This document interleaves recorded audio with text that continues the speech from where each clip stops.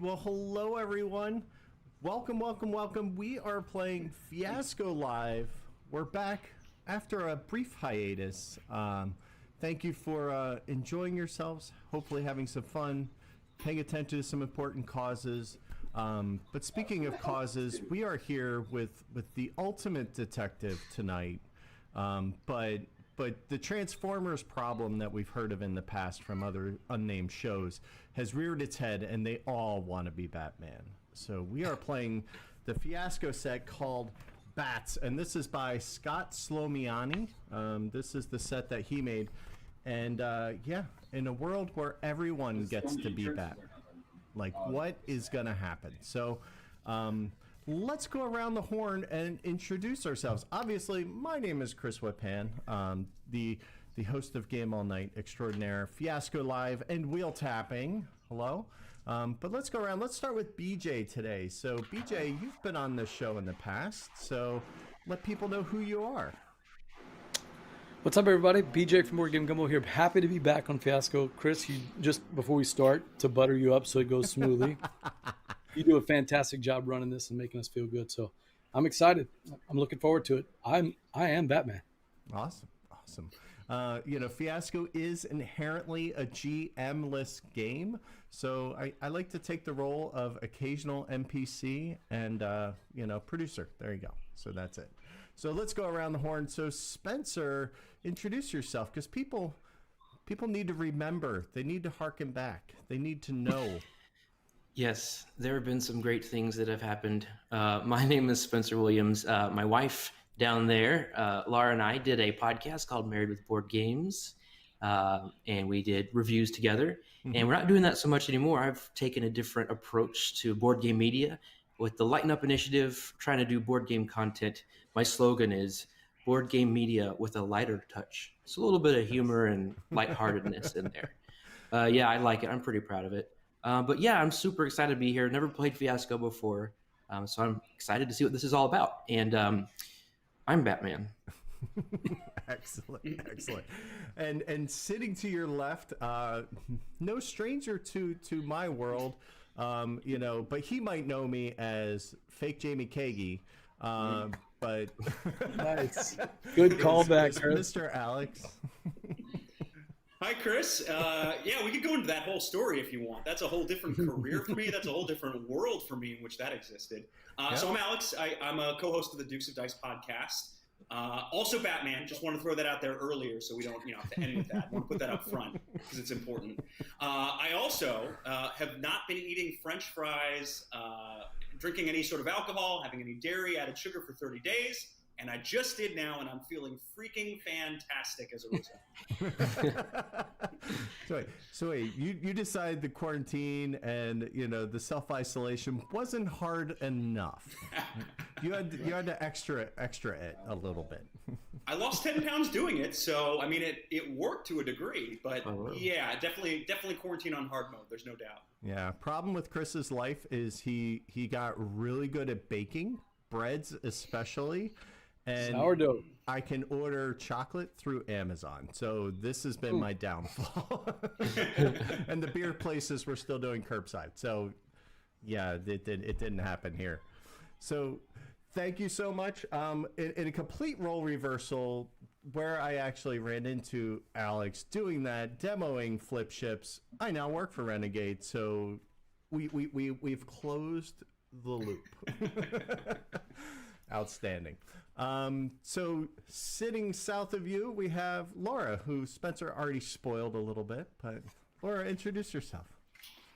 Hi, I'm Laura. I was also a co-host of the Married with Boardgames podcast, and lately Spenser and I have been doing some live plays with the Lighten Up initiative of a lot of fun games. Cool. And I think that you should all look out because I'm Batman. She is Batman. Excellent. So the important thing is you are still married. You still have board games. You just don't do that show. It's the whip. They're missing the whip. Because, a little fourth wall breaking is that, it's best when we record if people are not in the same rooms, if they have the ability not to be. It just makes life a lot easier. So that's the explanation. Calm down. I'm it's okay. quarantining from Spenser. And let's see that I think I know where the kids are right now, so I think you won. Yeah, I did.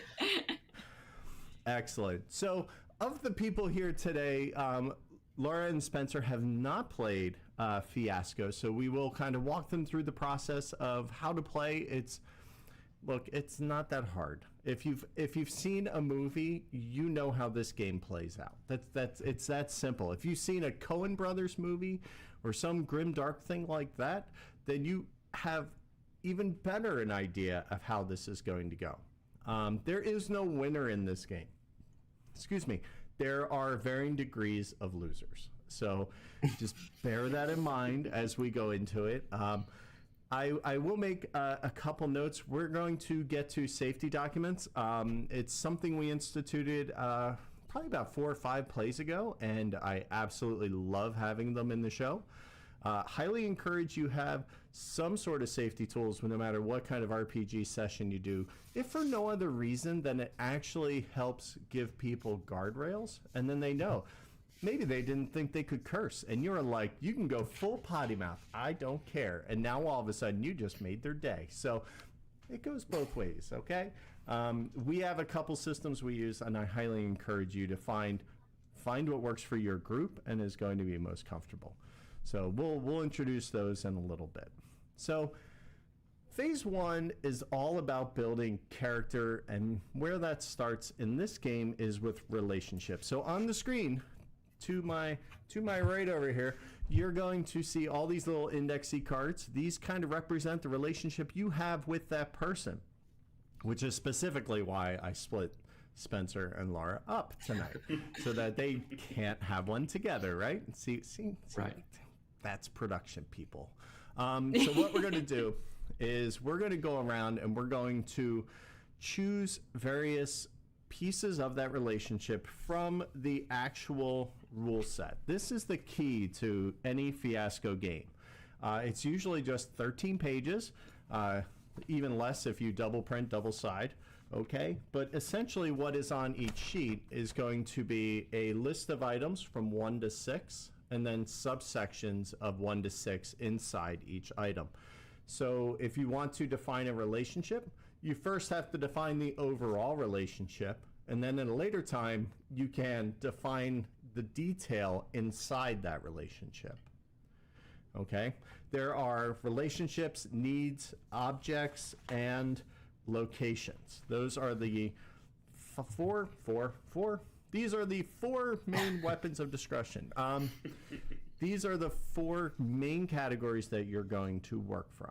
Now, I don't have a ton of rules when it comes to you choosing these things and things like that, but what I will give you is a solid guideline. Number 1, everybody needs to have a relationship and that relationship defined. Okay? So as we go through this, just drill down those relationships. It's best if you kind of stick to the relationships on either side of you. Okay, when you want to start messing with other people, that's great, and that's kind of like, I call that advanced mode, where you can kind of start, well, I'm going to make this relationship between you two and this one between you two. Save that for the advanced stuff. Just worry about your both, okay? The other thing is that with 4 people, we're only going to do 1, maybe 2 needs total, okay? And that's just because if we start to have too many, there tends to be too many things getting pulled in too many different directions, and it doesn't end up working too well. All right, so just bear that in mind. The only thing that needs to be defined down to the detail is the relationship. Everything else you may leave on the high level. So if you want to have a high-level object and a high-level location and not define that, that's completely fine. All right. If the little subcategories and things aren't speaking to you, then ignore them. play your game. All right. The last thing is, well, that's fine, Chris, but what determines what's going on and how we get to pick these? And that is the dice that are sitting right above me. So there are 8 dice here. Color does not matter for this, but the number does. That will determine the number you are allowed to choose. And for the first few times through, I will re-roll the die. So they'll be constantly refilling until they don't. And basically, everybody should get 4 things total by the time we're done. All right. Now, we randomly selected BJ to go first. We voluntold him that it would be great if he could do that. So he's going to open up the bidding. The other thing I would say is you don't have to pick in order. So you don't have to pick the relationship first. You do have to pick the main category before a detail, but if you want a need and you want to get that out right now because one really speaks to you and the number's available, do it. So that's that. We'll go around. Now, Laura, that means you're going to be the last person to pick a die. So there will literally be 1 die left when it comes your turn. Now, chances are that'll not be anything you want or can use. So the saving grace of the game is it recognizes that, and it will actually let you choose that to be any number you want. So you get a free choice for your last one, and I'll remind you when we get around there. But don't panic if you just see this 1 coming around and it's going to land on you. You don't have to worry about that. Everybody else does, but you don't. Okay. All right, so these cards will fill in as we go along. So we're going to open this up with BJ. So BJ, what number are you taking? What are you selecting? And who's it going to be with?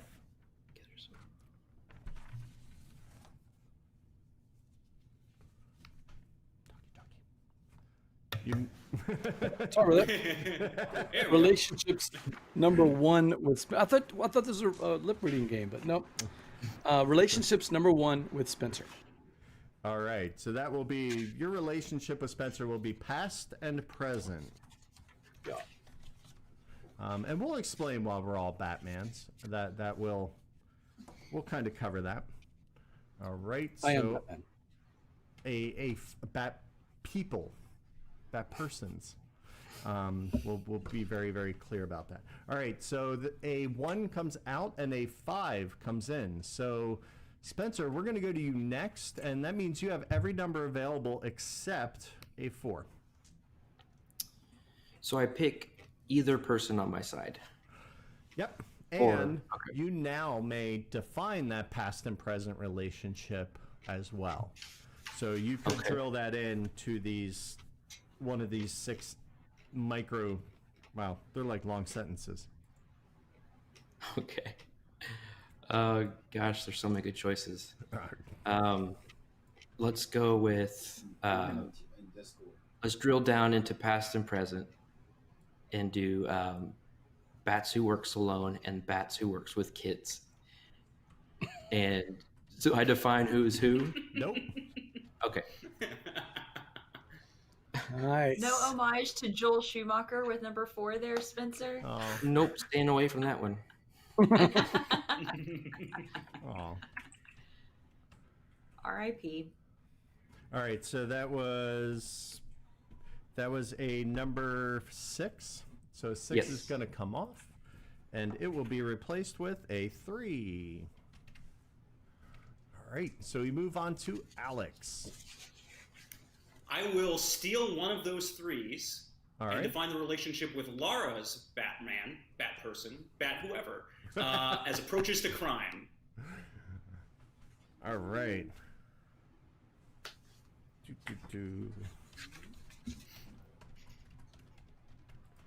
All right, and a 3 replaced it, so your decision remains the same. Okay. I love all of the approaches to crime. They're so fun. I want to drill down into that. All right.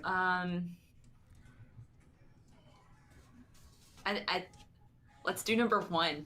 The thoughtful detective and Bats the butt kicker of gods.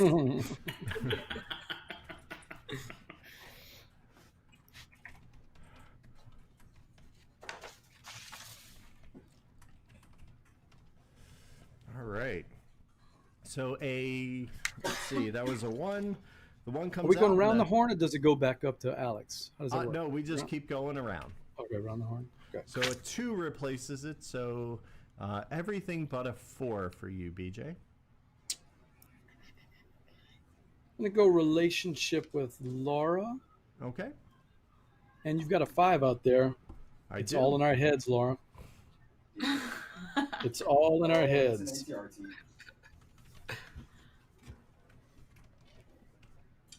All right, and a 5 comes out. So your choice 1 for 1. Stay static, Spencer.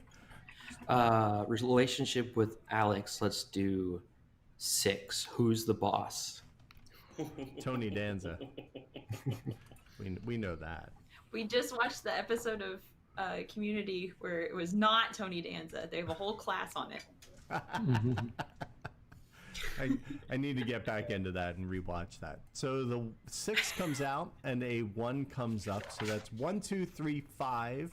Counting like somebody who can't count. Alex? So I'm going to define the relationship with Spencer as number 3 under Who's the Boss. I'm the hero. That makes you the villain.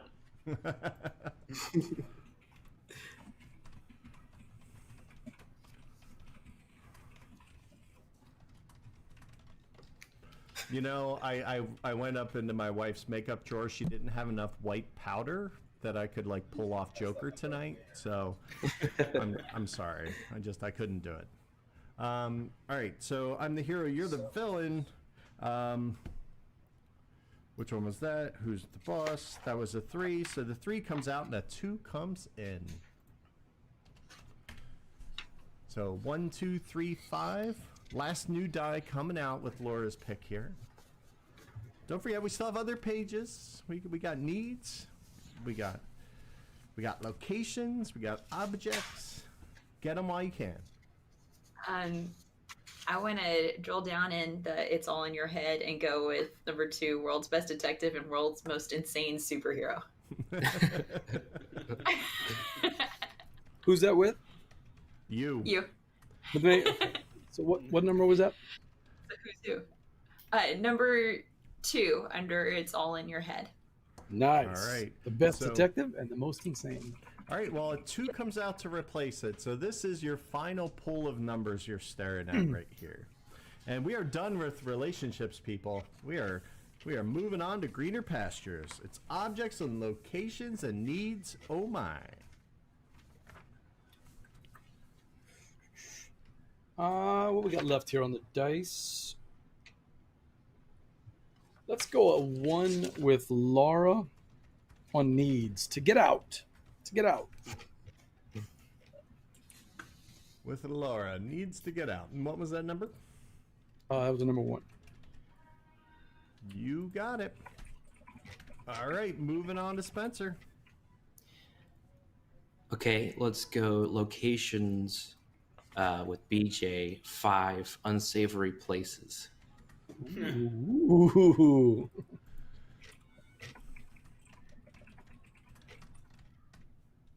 That's not salty, right?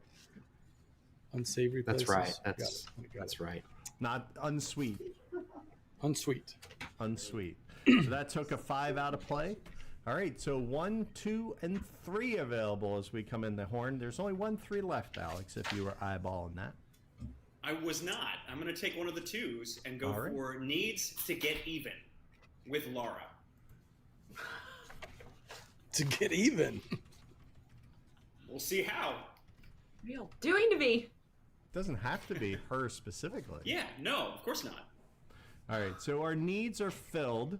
However, you do have the choice. You may define those with detail if you'd like, but you can also leave them be. Just to get even is enough to work with, right?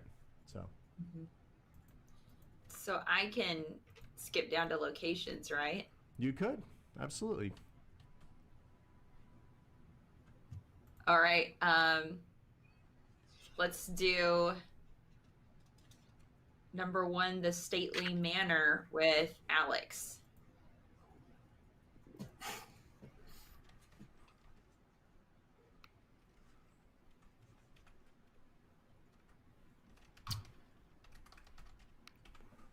right. Whether it's owned by you or not, we don't know yet. All right, BJ. Coming up to you, sir. 1, 2, and 3 remain. Sure. So Spencer and I, a need to get respect. Respect. So I'll take that 3. It's coming. All right. I need respect, Spence. Respect. You got money. You don't Where's need the need that needs respect. respect? Right? Let's see, what do we got? 2. Exactly. Okay. So especially 1s and 2s. 1s and 2s. Needs with the who's the boss relationship with Alex is 2 to get even. Well, you already did. So he defined the who's the boss, and you're the I'm the hero, you're the villain, and we already have 3 needs, which is already pushing it. Oh, okay. So I'm gonna So put then- who the needs. Otherwise, you Let's all do will the be budget. just running around being selfish bats. Sounds ideal to me. Well, it is, it's what comes with egotism, right? It's got a 1 and 2 2s. Uh-huh. That is correct. You can have any 1 or 2 2s as long as it's 1 or 2 2s. Exactly. Any color Model T you want. We have no Fun fact. objects, I would point out. None. Yeah, I'm taking a look at those. Let's see. Fun fact, I lost a spelling bee once on the word tutu. Did you? I did. I lost it on ukulele. Tell you what. Well, that's tell you more what impressive than mine. Tell you what I can spell now. Yeah. Tutu? Probably that TU, too. right? Not at the time So when how- I was spelling it. When I was 10 years old. How did you spell it? Probably TOOTOO. It wasn't good. It was a bad time. I was very, very upset with TOTU? myself. You could kind been of that go too. meet halfway. I eventually Okay. overcame and became the Santa Fe County Spelling Bee champion. I just want everyone to know That It's very important locked to you this to your game, core. It really did. but- Yeah. All right, so we're gonna do. This is tough. We're gonna do a gold watch 1 on objects under Millionaires Club. I don't have to do the big one, right? I can do the. Yeah, you have to do the big one first. Oh, I do. Okay. So then, But I will tell you, Alex has to do a 1 or a 2, depending on what you Okay. pick, right? So So you if- can pretty much help. Do them. it. Do Yeah, it. I'll do Do 2 it. Millionaires. Oh, he gave you options, Alex. Very nice. So I'm still having a movie in my head, the montage of Alex with the library dictionary for like a year, preparing for the next one. You know, they always do in the movies a big montage. You're doing Oh, yeah. push-ups Oh, yeah. and you're reading. I have prepared well for this one, and Spencer, we can make it the watch eventually if we need to. But Okay. this is too perfect. I want to further define the need on approaches to crime with number 2. Needs to get even with everyone. Everyone. All right.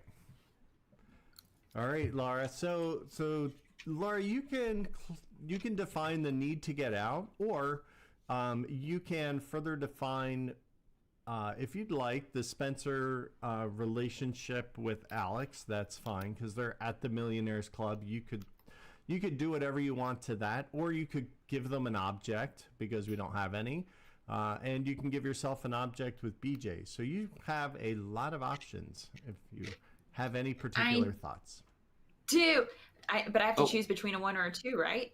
No, you get to choose anything you want because you go last. You get any number you want. Oh.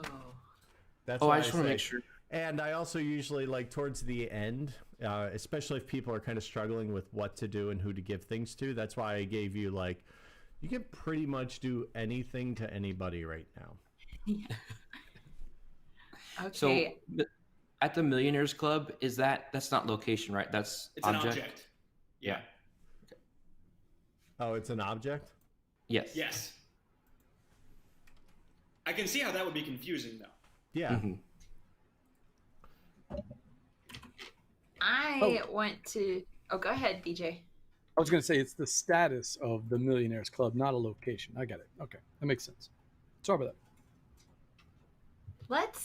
let's pick an object for me and BJ. Let's do vehicles. I like it. Ooh. Vehicles. It's No vehicles come to mind with a Batman movie. No, it's Bat something. Honestly, though, I'm seeing a list and I see a villain submarine, and all I can picture is 66 Penguins submarine. I'm thinking the Bat Segway would be perfect here. A Bat Segway. Ooh, I like that. I like that. Before it Bat goes hoverboard. bankrupt.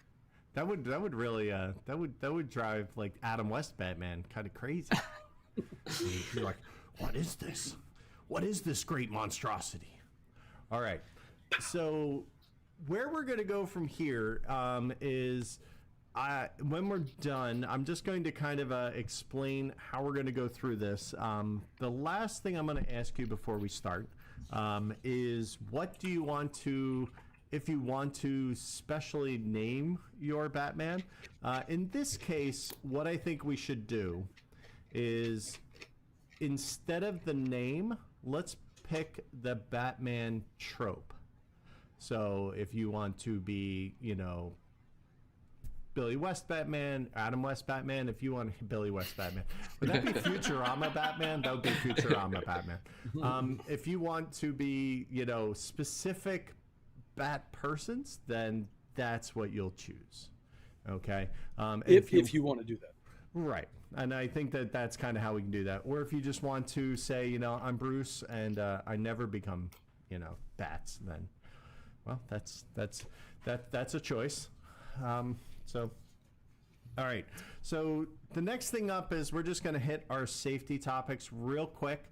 So here we use three things. These three weapons of safety. Wait, that makes no sense whatsoever. We have what we call the X card. So if you printed it out, you have it available. What we've actually found works best is to just basically hold up your arms in an X and just say, you know what, let's just stop right here. And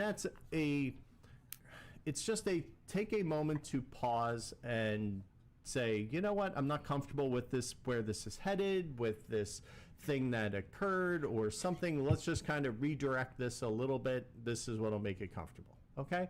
And it's completely fine, and everybody should feel completely comfortable doing that at any time. Like if something gets too weird and they're just like, that hit close to home and I wasn't expecting it, then by all means, please just say, you know what, let's just take a moment. We also have the open door, and the open door is both for your health and for needs. So if you need to leave for whatever reason, just shoot me a message and feel free to peace out. That's fine. There's no judgments. We'll pick up the slack. You know, life happens. If it has to happen with two people, it happens. Good example of this, we had two people who had a tornado come through and literally took out their power. So the last few scenes they are doing by the light of the screen and the beeping of their UPS. And eventually they just went dark at the end because the UPS failed. It was frightening and hysterical all at the same time. Wow. So It's clear skies here in Texas. We are good right now. they're in Ohio. They should have been fine. I don't know what that was. It came out of nowhere, but love you, John. That was definitely a lot of fun, John and Emily. Our first one, no less. Right? But also for health. If you need to get up, stand up, walk around, go to the restroom, get a drink, do whatever, please, please, please do not feel obligated to sit in front of this screen. God knows we're doing it enough already. We don't need to do it while we're trying to have fun, too. So if you need to get up and walk around, please do so. And again, if you need to leave, just shoot me a message so we don't sit here waiting for you to dial back in. And that's fine. And then last is cats. And cats is just a interesting opening method. And this is just good to kind of walk through and establish what the boundaries are for what we're playing in. And that is the concept. So the concept is this is a Coen Brothers movie, right? We talked about the aim already. We said there is really no winners. Everybody is a loser. So be prepared for that. Don't be too attached. Characters have been known to die It happens. I've killed 3 myself personally. They were literally the same person. It was a lot of fun. It was interesting. But then that brings us to the tone. So the tone, I think it's important to kind of set this up ahead of time, because if you don't, things get off the rails very fast.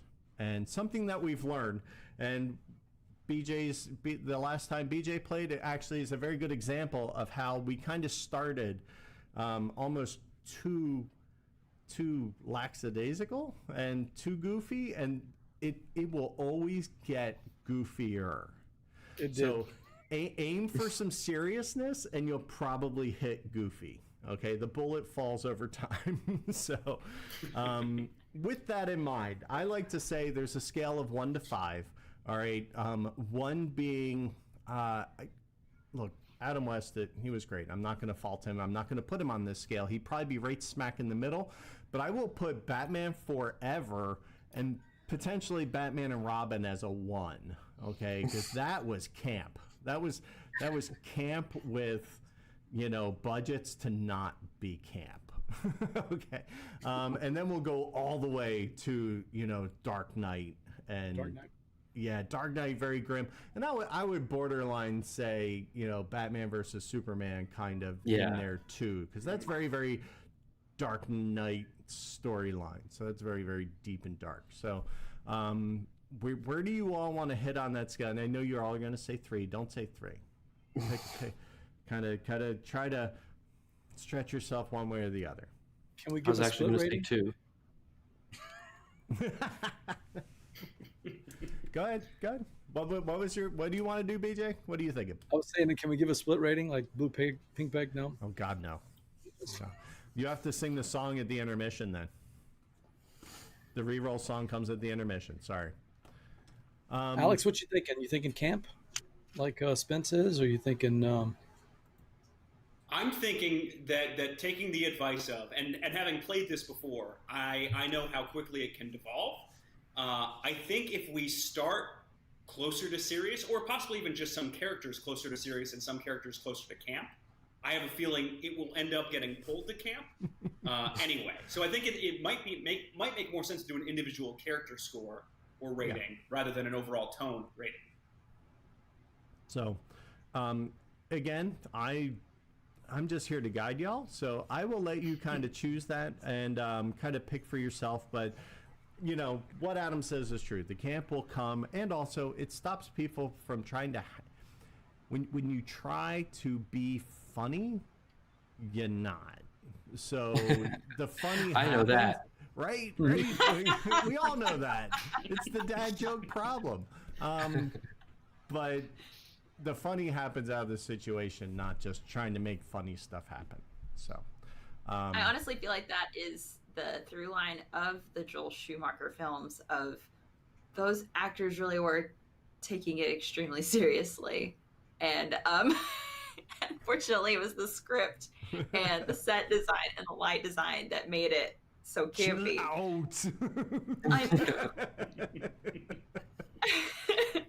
And like bless his heart, George Clooney was filming ER at the same time. Like, right. He was coming from set of ER and going to film Batman at night. So, like, he was seriously invested, and that ruined everything for him. So, like, I totally see it as they meant it, and it slid sideways. And like what you're talking about of, yes, we're going for this, and it's totally going to just drift off and go into the crazy, silly stuff. So we're aiming for 4 and expecting it to drop is what I'm hearing. Okay. We're aiming for Dark Knight, and we're going to devolve down into those giant gorilla suits. Or Penguin, just, or the Riddler and a unitard. I mean, it can be anything. Oh my gosh. And poor Tommy Lee Jones.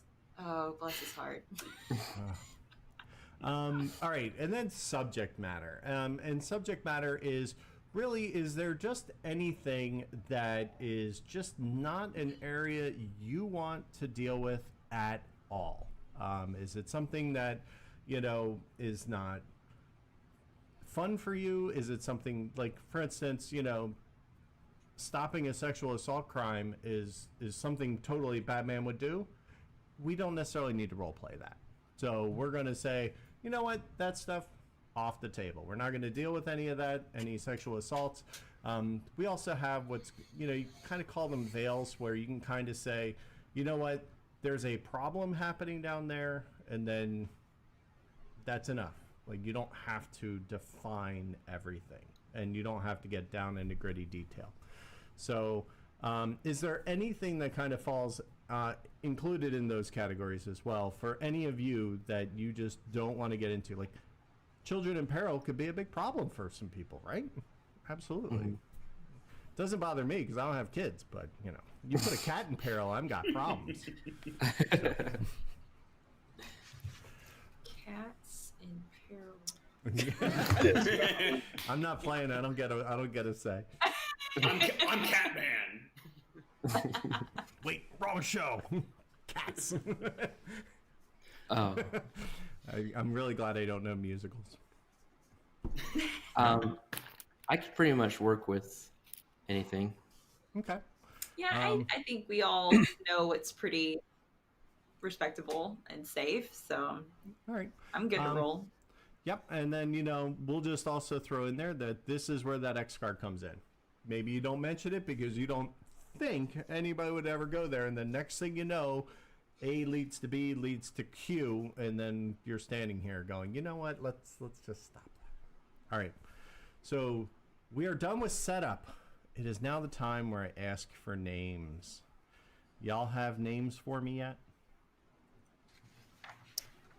Well, I had thought of one, but I was following along with what we talked with Alex before the show. So I don't know I don't know the Batman universe. My understanding is that it was a comic book and then a movie at some point. That's what I hear. I mean, if you don't know, just pick the one you do know. Just the one.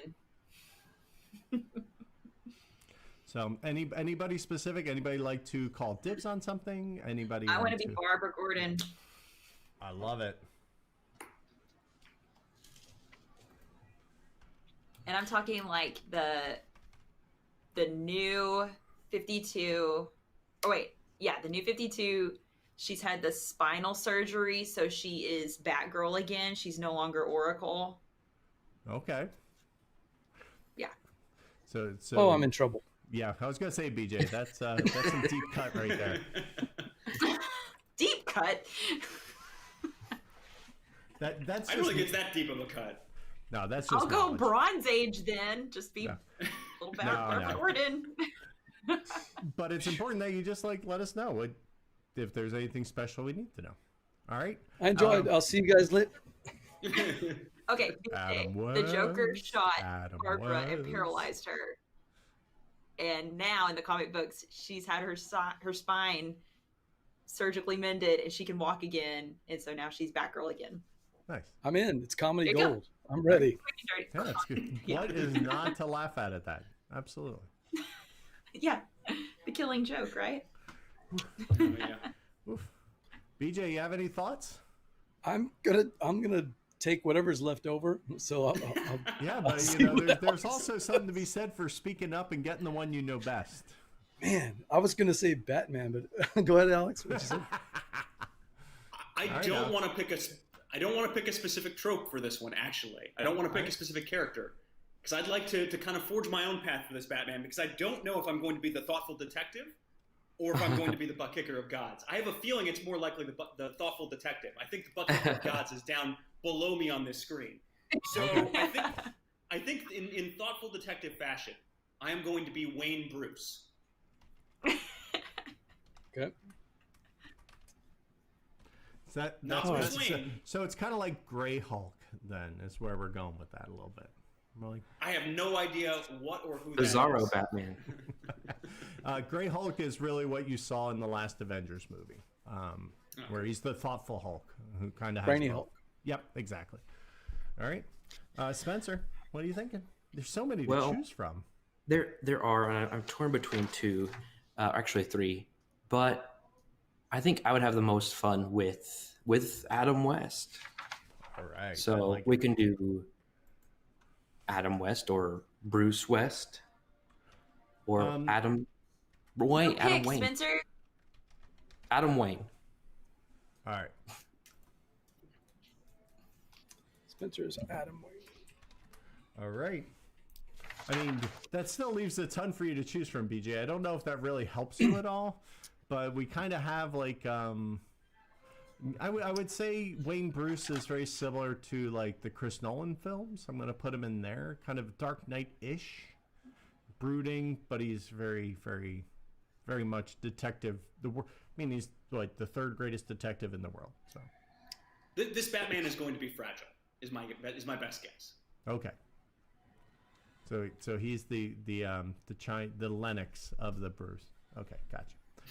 All right, what do you think of BJ?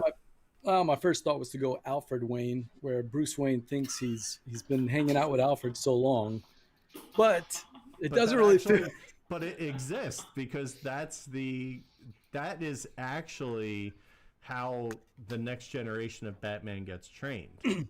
Is because Bruce Wayne grows up and he becomes the Alfred to the next Batman, which ends up becoming Batman Beyond. I really sound like I know what I'm talking about. Yeah, You're doing a good job. I don't.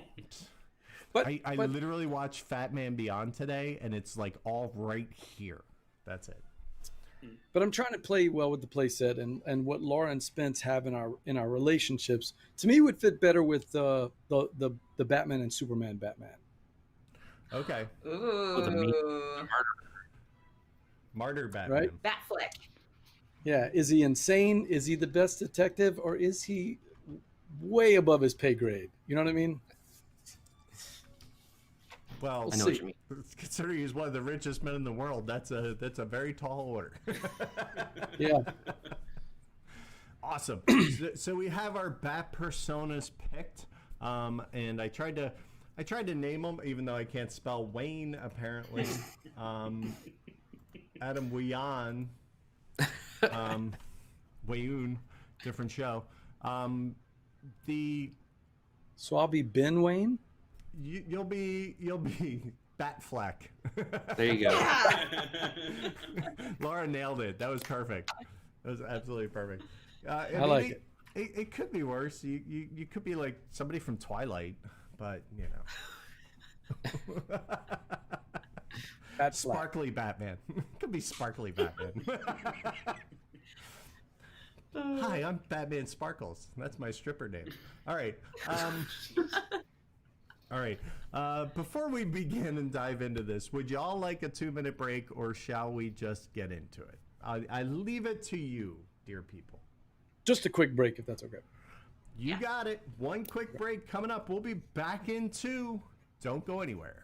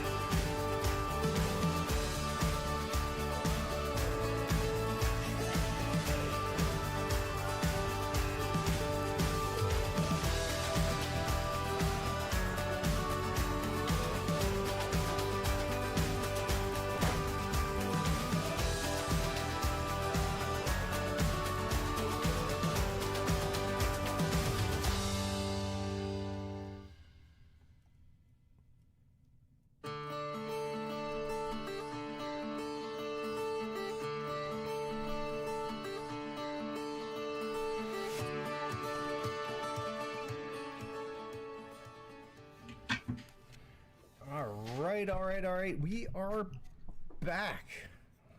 Ladies and gentlemen, welcome to the show. If you're just tuning in, we just finished making our characters. We see them laid out in their splendor before us. We are bound to see what happens. So what I usually like to do at this point in the juncture is I like to read the little blurb that they usually give us at the beginning. So let us see the score. It has been said that it is impossible to make a game about superheroes because everybody wants to be the Batman. Well, I suppose when everyone isn't trying to be Wolverine. Anyway, for the first time, everyone is now Batman. In this case, everyone gets to be slightly different versions of Batman, from gravelly-throated Dark Knights to campy public service messages Batman in the 60s Scarlet Pimpernel-inspired fisticuff pulpy detectives in the night. So this is basically going to be it. We are just going to say, you know what? Multiverses happen, and crises on Earth happen, and as do multiple Bat people. So here we all are. Time has brought all of us together, whether that was yesterday, 2 years ago, whether they all live in the same house. That's just weird. Okay, like how many caves are there around Gotham? Like I think that we need to know, because that's a lot of limestone and sinkholes. I mean, there's lots of problems that can happen from that. So we will go through all of this and we will figure that out. Now, how this is going to play out is we will start with BJ again, because you were so gracious and you were the first person. And BJ will have the option when we get there to either establish a scene or resolve a scene. So what he is going to do is he is going to, if he establishes, then he gets to set where that scene will happen, and he gets to choose a director. And then he can kind of go from there. It's really up to him. The director, however, will get to choose whether it will end good for him or not so good for him. So that's what the little printouts you may have that signal red or white are for, or whatever device you use. We've seen everything from flags to playing cards, so we're completely open to whatever you may have. So the director's job will be one thing. It'll be to cut the scene. That is the most important job. If you are a director, you will have to do. There will be a little icon, little director clapboard that pops up next to your name, so hopefully you'll remember you're the director. And don't let the scene drag on. That's the worst, because then everybody's like, hey, director, are they going to cut? They're going to cut. And then it gets really awkward and weird, and I usually have to jump in and say, cut, right? Okay. Anyhow, the other thing they may choose to do is they may choose to say during the scene at some point that this is going to go bad for you. Okay, and they hold that up, and then once somebody acknowledges it, you don't need to stop if you see that die come out for you or the person who's in the scene whose scene it is. But that will be the ultimate outcome of that scene. So they can have control. Not required. You may let the scene play out, cut it, and then make your decision at the end. Good strategic cuts, leave them hanging. It's always a little bit of fun. You get to choose. So just remember that. If you need NPCs, I encourage anybody, director included, myself included, who's not in the scene, if you'd like to hop in and help out with the scene, providing, I don't know, bad guys, some villains maybe some just average day thuggies, I don't know, whatever needs to be done, maybe a fifth bat person. There are sidekicks, right? They do happen. So any of those voices, if you feel compelled to pull one in, by all means, please do. That's where a lot of the flavor in the game comes from, is sometimes the NPCs you create can be better than the actual character you showed up with. So embrace that. Don't feel you're losing the game if your NPC is better than your Batman. That's not a problem whatsoever. We're just in this to have fun. There is some loose stuff that happens with the dice, and I'll explain that once we give out the second die. I'll get a little more into detail as to how that's going to work, so we can delay that. But other than that, I think that gives you guys a pretty good idea of what's going to go on. Okay, so think of it like a movie scene. We yell action, scene starts, it's been set up, and then we'll yell cut, and that's when the scene is over. That's it. That's all. That's the little role-playing sandwich right there. Right there. So BJ, I ask you, sir, would you like to establish or would you like to resolve? Let's establish a scene. All right. So the requirement that BJ has is this is his scene, so he does have to be in it. I've seen where somebody introduces the scene, they're in it, and then they bolt, but generally speaking, you need to be in your own scene. That's the only kind of rule, if it were. Opening scene of the movie. It's Laura and I in a diner. Spenser is going to be the director. All right. And Alex will be that bothersome waiter that just keeps bothering us while we're talking. Nice. So Spencer, you get to yell cut and all that stuff. Also, again, even though you're in scene, feel free to provide any kind of NPCs. I encourage you to do that. So anything else you need to tell us about the scene, BJ? Batfleck? Batfleck. Batfleck. Do I call you Barbara or are you Batgirl? Batgirl. Yeah, well, whatever you Barbara. call her will determine how she's dressed. I'll leave it at that. All right. So if we're all ready, we're going to do Act 1, Scene 1 at the diner. Take it away. Yes. Did you need some more free bread, sir? No, I'm on this thing. You probably never heard of it, but it's called Whole30. I'm trying to lose weight. So no bread at all. But I'll have Please, your no best. more bread. I'll have your best Okay. Whole30 special for tonight, if you don't mind. I don't know what you mean by that, sir, but I'll be right back in a few minutes. Thank you. Just can't get good help these days, huh? So we need to talk about the studio apartment. We really need to talk about it. That's why I called you here to the diner. Okay, what? So it was okay when there was 2 of us, and then there was 3, but now we want to bring a 4th Batman in? How is that going to work? Well, I mean, personally, this is really taking up a whole lot of my time. I can't make that much money to help pay the rent. I need someone else to help divvy the rent up, Times Excuse are me. tough. Sorry Yes. to interrupt. Yes. You had asked for the Whole30 special. Unfortunately, we only have a Whole29 special in stock tonight. Will that be all right, or did you need the entire 30?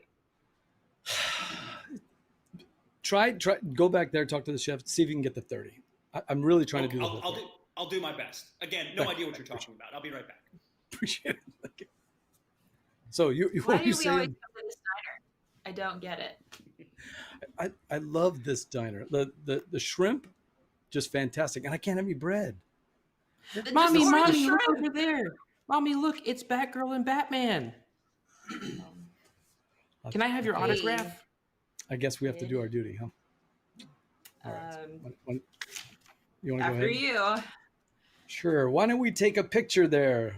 Smile, right? Cheese. All right. So are we going to do a little? Oh, sorry. Yes. Click. All right, Click. thanks. Thank you. We need some privacy. Did you notice So his mother? No, I didn't see. What did you see? Her purse looked like it was really stuffed with a lot of cash in it. Are you thinking she's that sale that's going down on Macy's with everything going on? You think that's what it is? No. I don't Excuse think me. he walked Sorry. out I with the know bag this full of is. money. I'm sorry. This is terribly inconvenient. Yes. I was able to find a big bundle of kale and a live pig. The chef said that's really the best he can do under the circumstances. I hope you understand. I'll leave this. He'll with you take the and, shrimp. Oh, the shrimp. Oh, yes. Sorry. I think we're fresh out of shrimp. I can check on that though. I'll be right back. Thank you. Okay, so is it a sale? What do you worry about? Is that what's going on? Macy's has a sale on cash. Okay. Don't you think that was a Okay, little wait. suspicious? Let me think. Woman, big purse. Looks like it has Look, she something is heavy in it. really booking and making quite a bit of different distance. We are really wasting time here. It could be a crime. Maybe. In the diner. Okay, can I finish my shrimp? Whatever. Cut. So Spencer, how did that go for Batfleck? Oh, I think we know. I think we know, but well, I guess it went okay. okay. So did it ended okay for him? I mean, Yeah. did he got his shrimp? He got his shrimp. Okay. All right. Thank you for bringing the shrimp. So that's a He white got a dye. pig and a head of romaine. I liked it. I was. Live. What's I know gonna what? do with a live pig, Alex? Tail. I've been that chef, and you kill me. You kill me. Really. Sometimes it's Whole like I'm 29. just like, no, you're getting zucchini again. I'm like, I'm sorry, you're getting some grilled zucchini because that's what I got. All right, fair enough. A lettuce wrap with a live pig. I don't There think you it's gonna go. work. Everything but the squeal.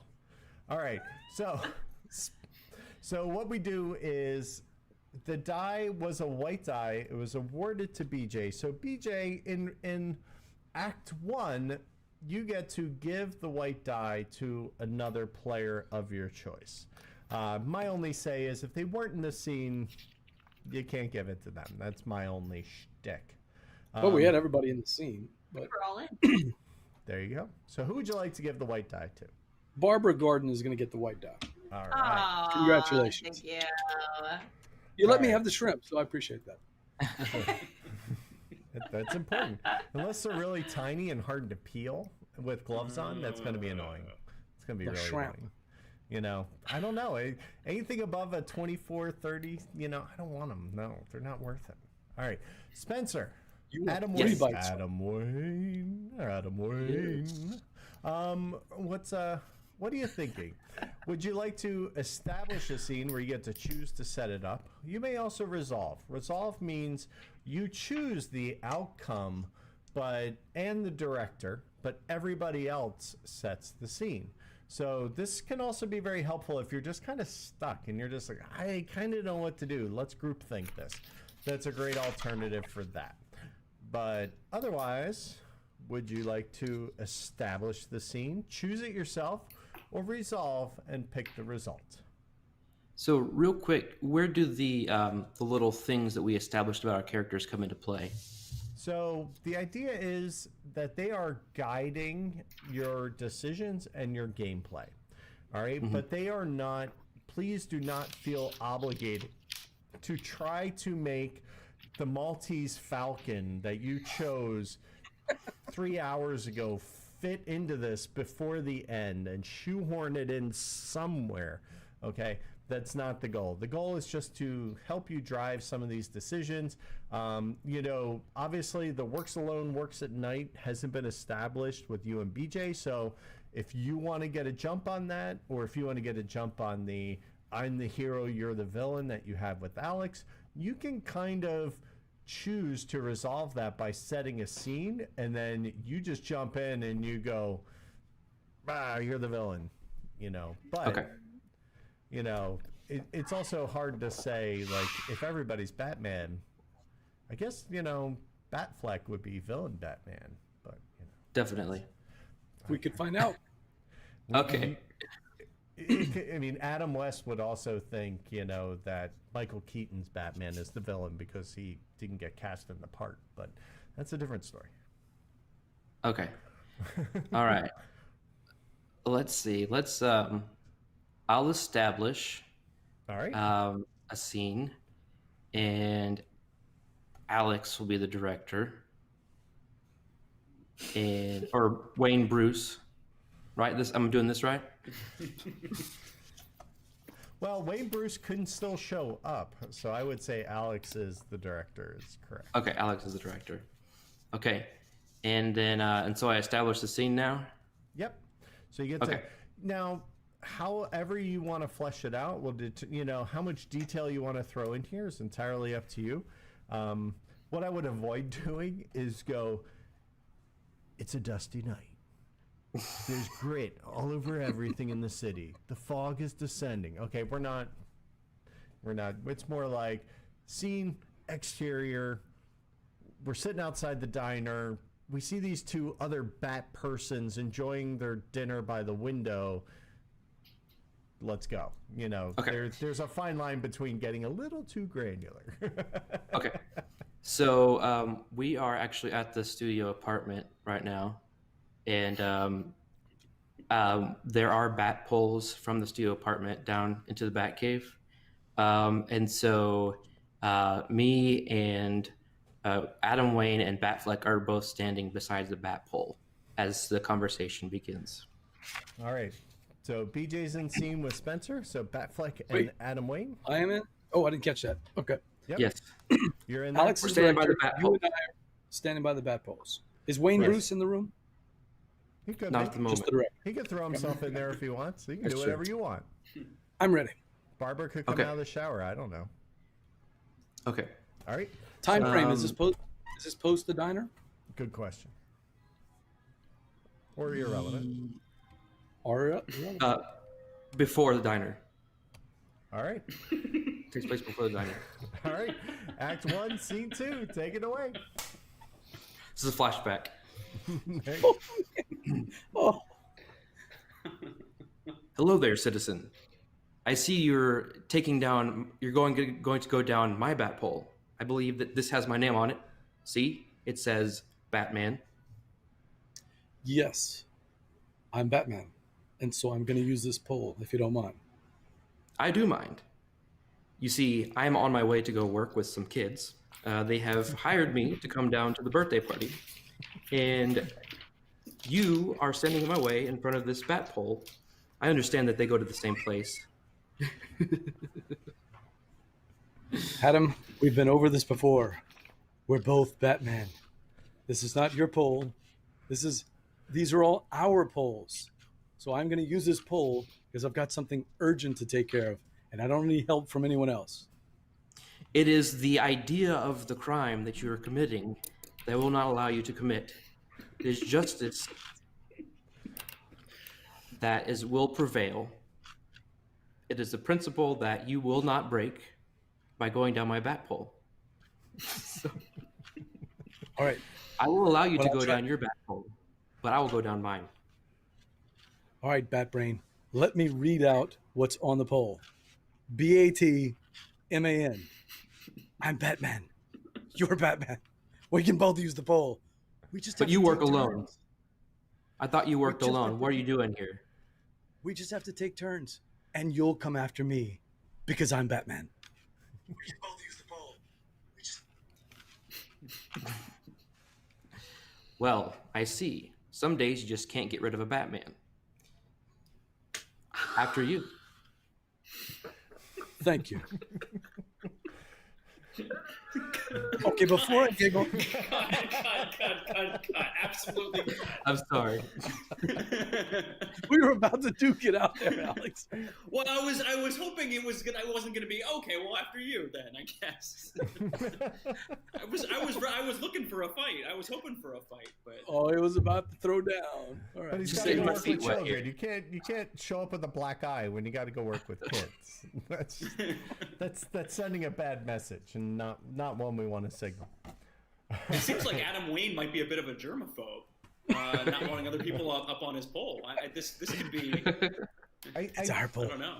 I think Adam is having a little trouble accepting the multiverse theory, but could be me. Something like that. So Spenser, things that did not go well for you. So No, I did not get to go. He you did not used my get to bat go- pole. He totally used your bat pole. You should bat pole. See, and you thought those X cards were for Context. nothing. So you got awarded a red die, so you get to give this die away. Now, like BJ did before you, he was able to give it to somebody. Now, what do these mean?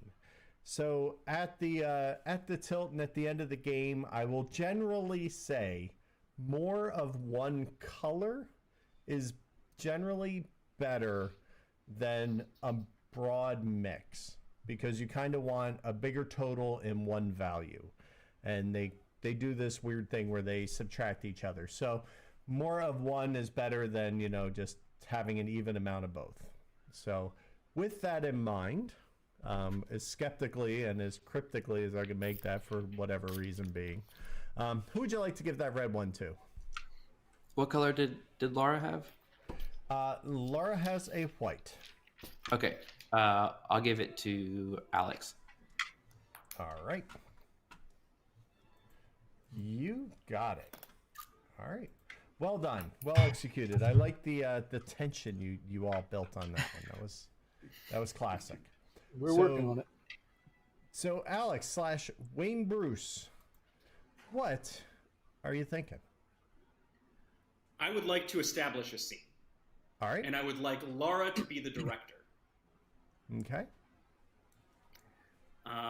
This scene is going to be before the diner still, but after the bat hole incident. Is this Memento? This would be pretty cool, Chris. This is going to be immediately after Batfleck has slid down Adam Wayne's pole. Okay. Dang it. Immediately after. That's all I'll say. Who's in the scene? It's going to be Wayne Bruce and Adam Wayne. At the very least, it could be other bat people as we go. Just say Batman. Yeah, we do have to keep that straight. So let's take it away with Act 3. It kind of like, we'll call it scene point 1.75, because that's about where this falls in the chronological order of things. And action. Adam, do you can I get a moment of your time? Well, I have only a moment because I am due to work with some children. I was hired to go to their birthday party, if you didn't already know. Adam, I didn't already know, and honestly, look, it's great that you're doing this. The crime rate around Gotham has been rising pretty rapidly. They're counting on us to bring this down. And I know the kids are important, but maybe tone down on the do-gooder stuff. All right, if that's okay. No, that's not okay. Well, I am a do-gooder citizen. That is what I will do. I do good. Look, Adam, I can see, you have this image of yourself and I get it. We came from a confusing place, a confusing timeline, and I'm trying to make things right. So what I did was I went out and I found a very, very rare bottle of wine. This is 1960 Chateau Labatt. It is unbelievably rare. Hand bottled by Nepalese citizens for some reason, and I'm presenting it to you. I know. Look, things didn't get off to the best start. I know you're not a big fan of alcohol or drugs or those who do them, but that being said, I thought that this very expensive bottle of wine might be a positive way for us to have this relationship get off on the right foot. Could you? Would you accept this bottle, please? I do know that drinkers are people too, but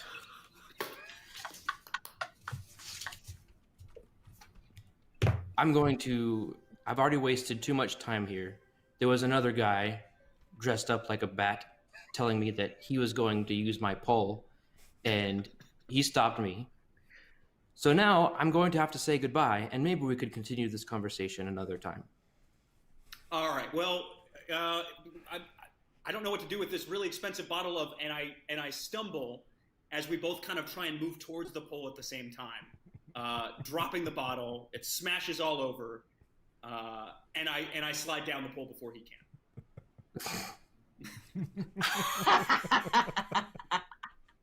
Cut. Nicely done.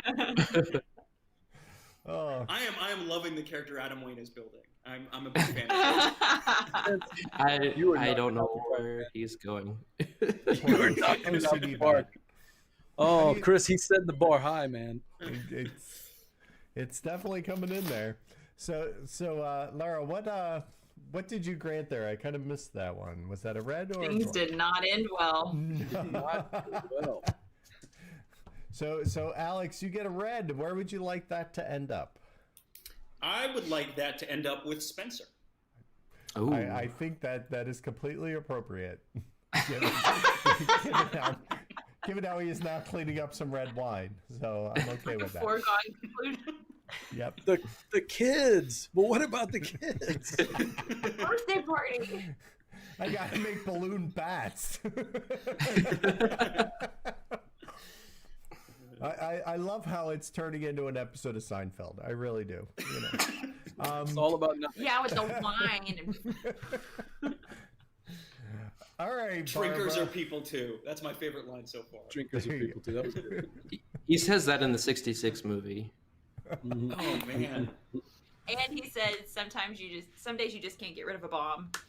Yeah, that was a classic one. All right, Barbara. So what are we thinking? Would you like to establish the scene, set it up yourself, or resolve and let the director and the crew choose? I think I will resolve. Ooh, I like it. Would you? So this is a little different because what you are doing is you are choosing the color die that you will receive, and this happens a lot more in the second half of the game as people try to game the dice game, as it were.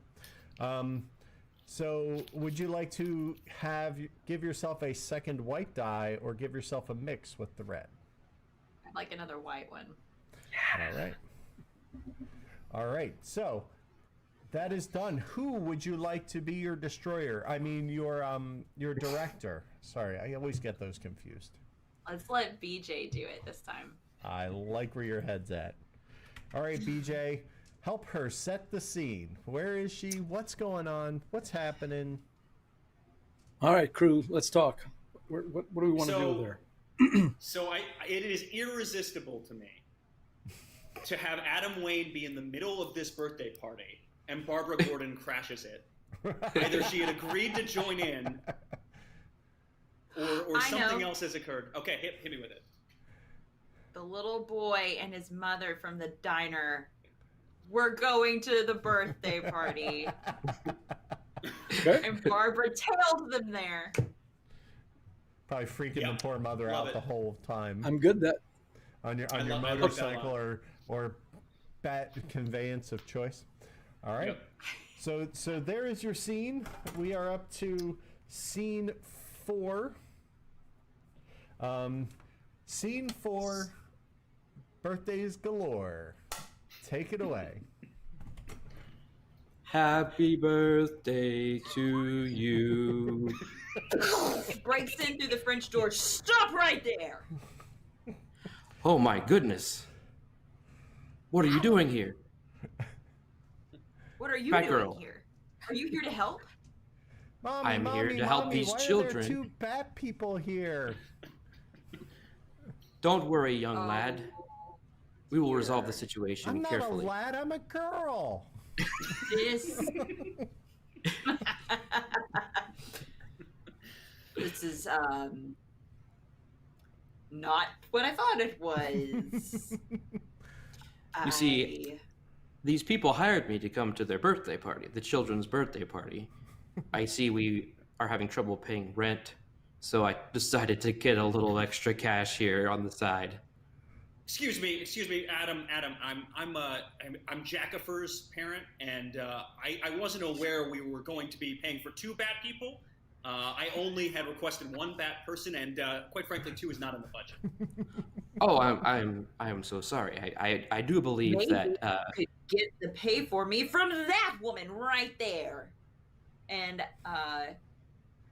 Chris, can you play this mother? Sure. I say, what? What are you talking about? You from the diner. I saw you. Of Your course, that's where I bag got is your especially number from. bulging with cash, madam. Well, I see. It's bulging with clothes because I brought an overnight bag for my son. Like I don't understand. He's spending the night here. Would you like to No, see? this is a clever ruse, ma'am. There is Look, underwear, Superman underoos. Superman. He's got like, look. Does this look like a sack of money? This looks like a sack of laundry that I have to do tonight. So, Batgirl, have you been eating that shrimp again? No, but I did just leave Batfleck eating it. Adam Wayne, excuse me. Again, Jack for his dad here. Didn't mean to interject, but just to check, was illegal search and seizure part of our party agreement? Because I recall friendly bat fun on the flyer, and I am receiving very little. Gotta go. Daddy, can I get one of the batarangs? And cut. Oh.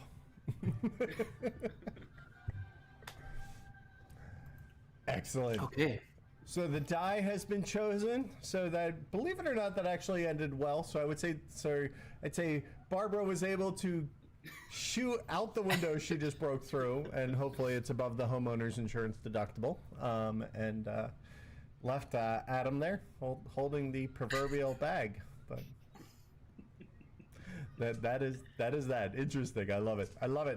BJ, what's up with Batfleck? What's going on? What are you thinking about when you're not thinking about Martha? Why did you bring up the name Martha? Why'd you say that name? We're gonna say that all night. I'm just warning you now. I'm going to set another scene. No, you know what? I'm going to resolve a scene. I want to see what the crew has for me here. All right, what do you want? Would you like you don't have anything, so I'll take a red die. I'll take a red die, Alex, for 400. Red die for 400. What is the name of the vehicle used in the Batman movie by Val Kilmer? No, just kidding. What is Bat Segway? Bat Segway. Ooh, so close. We were looking for Bat Mobile. Bat Mobile. It's a phone and car in one. So that was very fancy back in the 70s. Batfleck, who would you like to direct? Well, let's see. Everybody's Choose your fate, as it were.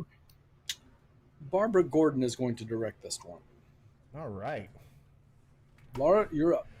Laura, you are directing again.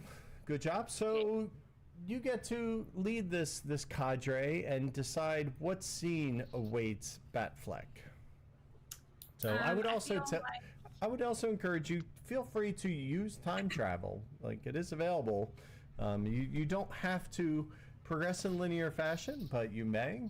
Feel free to, flash back to him as a school child and crying in boarding school or whatever. Like, you can have all kinds of fun.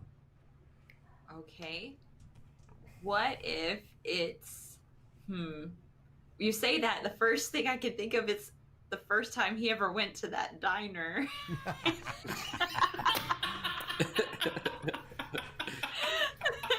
the first thing I think of, is the first time he went to that diner and had the shrimp, and he met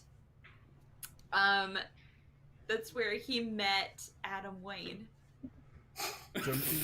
So let's give ourselves some context. Is this perhaps maybe the first time he is running into another Bat person? Like, he's going to this diner? This is a either Craigslist or one ad roommate needed situation. You are evil, okay? And let's see. So Adam everybody Wayne lost the banner in the custody battle. I like it. Yes, Wayne, so Batfleck is answering the ad. All right, Act 1, Scene 5. Swipe right. Ding, ding, ding, ding.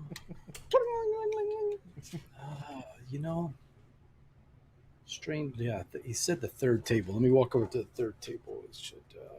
Gray shirt. Okay, yeah. Hi, I'm answering the ad about a roommate needed. I'm sorry, do you have something in your voice? You need to clear your throat? I'm answering the ad about the roommate needed. Could you please speak up? I'm having trouble hearing you. I'm answering the ad about the roommate needed. Okay. I think you're coming to answer the ad about the roommate needed. What do you have to, okay, so what I would like to know from you is why I should choose you out of all of these other citizens that have applied. Am I talking to the person with the studio apartment? Yes, you are. Okay. So by day, I fiddle around, I pill around, but by night, I'm an avenger. I'm a dark. I go out on the city streets. Go, Alex. Excuse me. Sorry to interrupt. I've been told by my boss I have a terrible tendency of doing that. But could I take your order? You've been sitting here, Mr. Was it? I didn't catch your name. You've been sitting here for a very long time, interviewing all sorts of colorful characters, and you've yet to order a single thing other than club soda. Could I get you literally any food, please? I would like a side of French fries.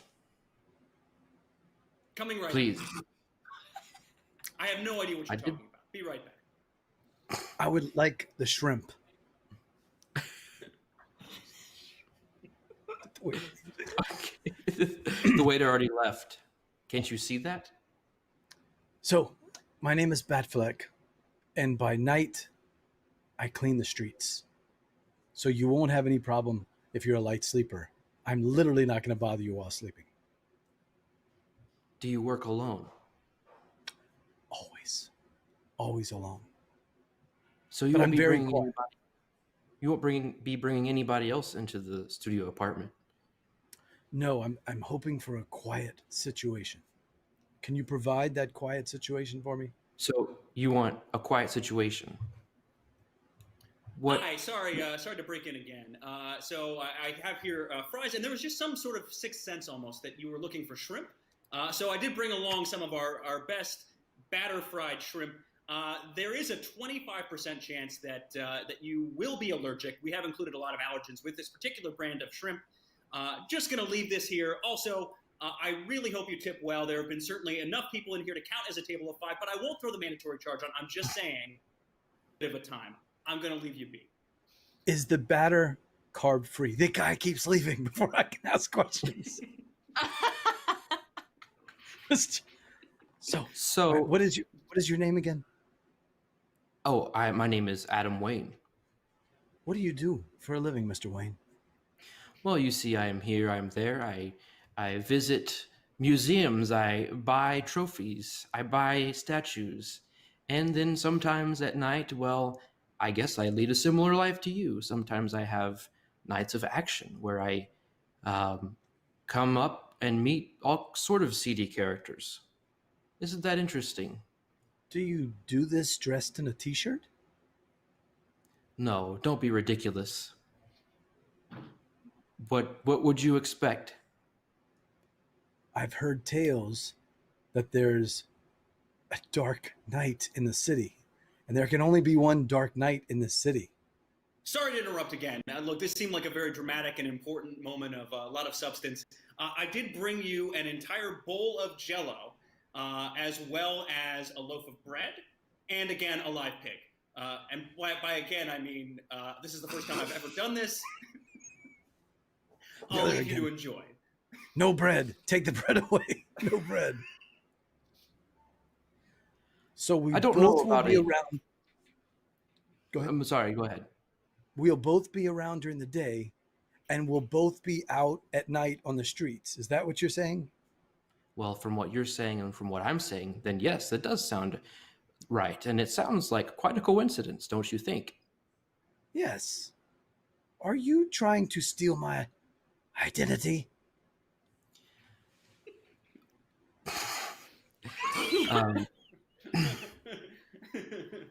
I don't know what you could... Where do you go from there?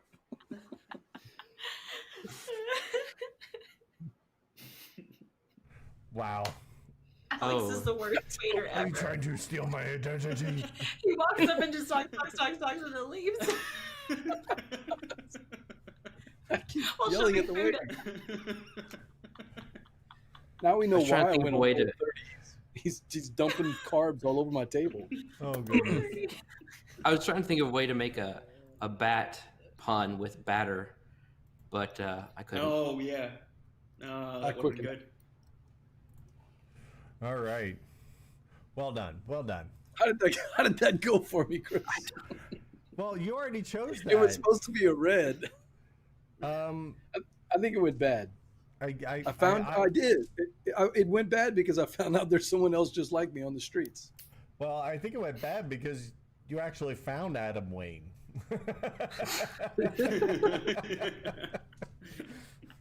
I think you were doomed from the start. But, so that brings us to you, Spenser and Adam. gosh. So what's going on? Okay, I've already established a scene, so I would like to resolve a scene. Okay. So I pick a director. Well, you pick a red or a white, Oh, and then you that's pick a right. director as well. I'll pick a red. All right. And who would you like to direct this? Alex. All right, Alex, it is. Alex. So I'm trying to. I have to try and come up with something. I could use some help from the crew here. It is interesting. Adam Wayne is 100% the star of this show. I'm like, this is Wayne's World, as in Adam. So Wayne's he World. owns the apartment, maybe. Is yeah. that pretty much what we've established? Yes. That, okay. Yeah. So Yeah. his So apartment. the most recent scene in chronological order is the birthday party being completely ruined. I can imagine Adam Wayne coming back in a not great mood following that experience. And I would like both Batfleck and Barbara Gordon to be there to experience Adam Wayne in a bad mood.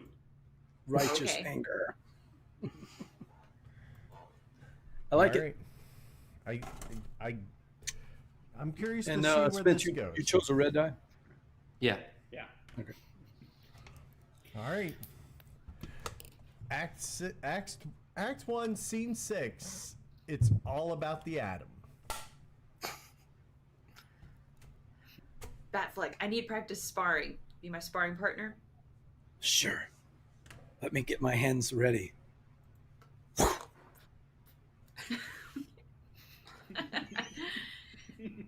I've been thinking about what you said earlier about too many Batmen. No more Batman. No more Batman. Barbara, what have you done? Adam! You interrupted another birthday party. Barbara, I'm he looks so pissed. sorry about that. We have this discussion after every birthday party that you destroy. You do not barge in. You check first before you enter a birthday party to see if I am there. We cannot have more than one Batman or Batgirl in one place at one time. It confuses people. I was being the world's greatest detective. I was detecting. You did not detect me there. Adam, maybe you want to get a bat out of the bat fridge and just kind of relax a little. You want me to bat relax? Bat relax. Bats don't relax. So what? Actually, why don't you take a drink here, Adam? Batfleck and I have something we wanted to talk to you about. I want to talk to you too. First, I have people using my bat pole, and then all of a sudden, I have this continued issue with Batgirl interrupting the birthday parties I go to. My life is getting worse, and I don't know how to stop it. Well, possibly that could be because there's too many bats. I think you're right, and that means one needs to go. Right. And Batfleck and I were talking about it. And we agree. We do think maybe one of us should leave the apartment and strike out on their own. I agree. I think that is a perfect solution to this issue. Yes. So, are you volunteering? No. I mean, Batfleck, would you agree that we were kind of talking about... You were talking about Wayne Bruce, right? Right. So, Adam, Batman. Look, Yes. Barbara and I have been talking about there's just too many bat people in this apartment, right? Yes, she just And said there's- that. And there's one of us that doesn't quite fit in. You're Batman. I'm Batman. She's Batgirl. Do you see where I'm going with this? Yes. The fourth person doesn't fit in. You have the lease. So you want me to remove Wayne Bruce from this place? Well, I mean, Right. if that's your I decision. mean, Yeah, look yeah, over sure. here where our bat pole is. I mean, there's just not enough room for 3 people or more than 3 people around this. We need What to has keep he it down. Can you please provide evidence of why I should remove Wayne Bruce over the two of you? Well, we've been here longer. And look, we train well together. We've got the whole hands and the mitt and the punch thing. You ever see Wayne Bruce ever? He's never doing any kind of physical fitness. You're right. No. I've never seen him do that. Wayne Sounds Bruce like- comes cartwheeling Can and he even backflipping use the into bat the pole? room. He just Here comes comes Wayne Bruce. backflipping into the room, incredibly acrobatically. Hey everyone, just came here to give my favorite friend Adam Wayne a hug. Looks like he had a rough day. He needs it. All right, catch you later. Good to see everyone. Love you all. Bye. Backflips out. I suddenly feel so much better. Wow, that'll be really awkward for you to kick him out, Adam.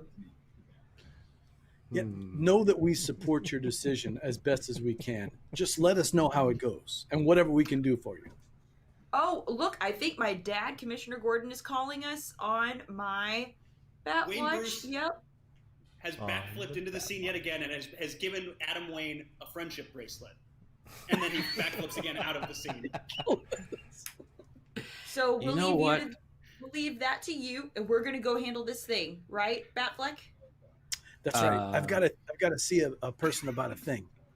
I'll be right back. Okay, Adam. So it's you the take new- care of that, it's the and new we'll go segue. take care of this. Okay, we will catch you later. Down the bat hole. Cut.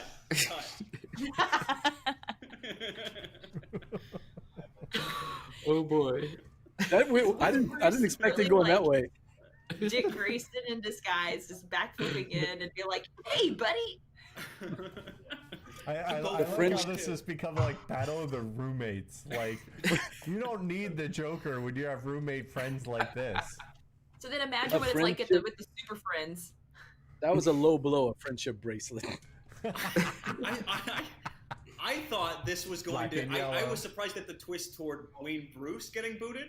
I thought you two were going to awkwardly suggest that Adam Wayne leave himself, which It's your given apartment. he's the one who has the lease and it's his apartment in the first place. I just would wanna have thought know- that would have been. I just want to That know, would- like, which is the Batman that kicked all of you out of the manor? Like, that's the Batman I want to know. Where's that?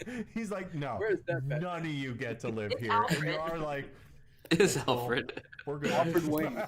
Alfred said, "I'm done," and kicked us out. He's like, you can have access to the cave, but that's it. We're done. We're done. We're on bat cycles. They have all the bat cars. So Spencer, you chose a red die for that one, did you not? I did. Okay, well, you definitely earned it. So good job. Good job. Alex, so Wade Bruce, kind of on the outside looking in. Yeah, it's not ideal. I think Wayne Bruce. I'd like to establish a scene. You got it. By the way, this has been a great opportunity to finally meet you, Alex, and here I am kicking you out of your apartment. That's fine. Look, it's Adam Wayne's apartment in the first place. It's Look, fine. Laura, This it's is like probably something he's very easy to role play with, because I doubt it's the first time it's happened. I didn't say it. Look, Alex, it's not me, it's you. I'm just like, Yeah.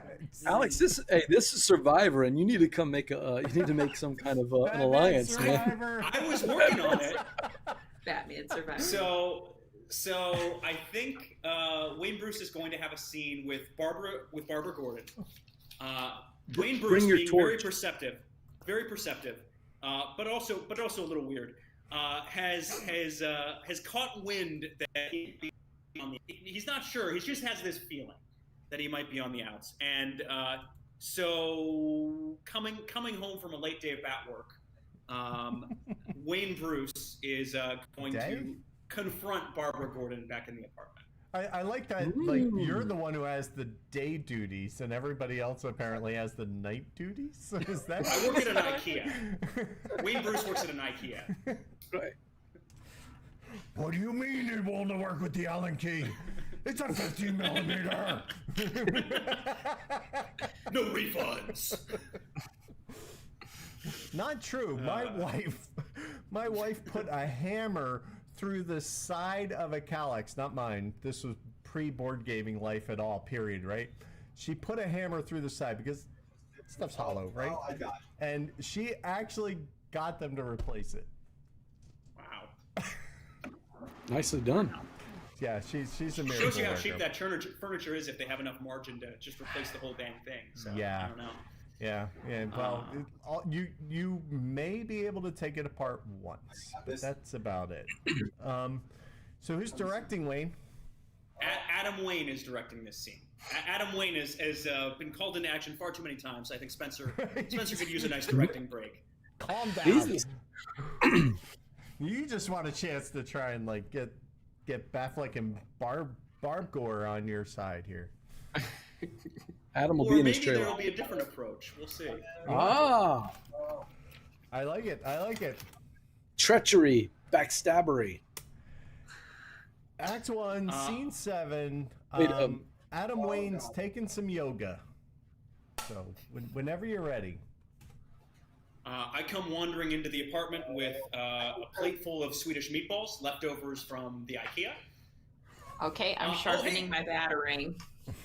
Hey, Barbara. That's looking plenty sharp as is. I don't know if you'd had dinner yet, but I brought some lingonberries, a couple meatballs, and a small lamp. I don't know if that's something you could use in your part of the apartment, but I sensed there was something I'd done to offend you, and look, I just want to clear the air. I'm a wholesome gentleman, and so I'm trying to get a sense, just person to person, bad person to bad person.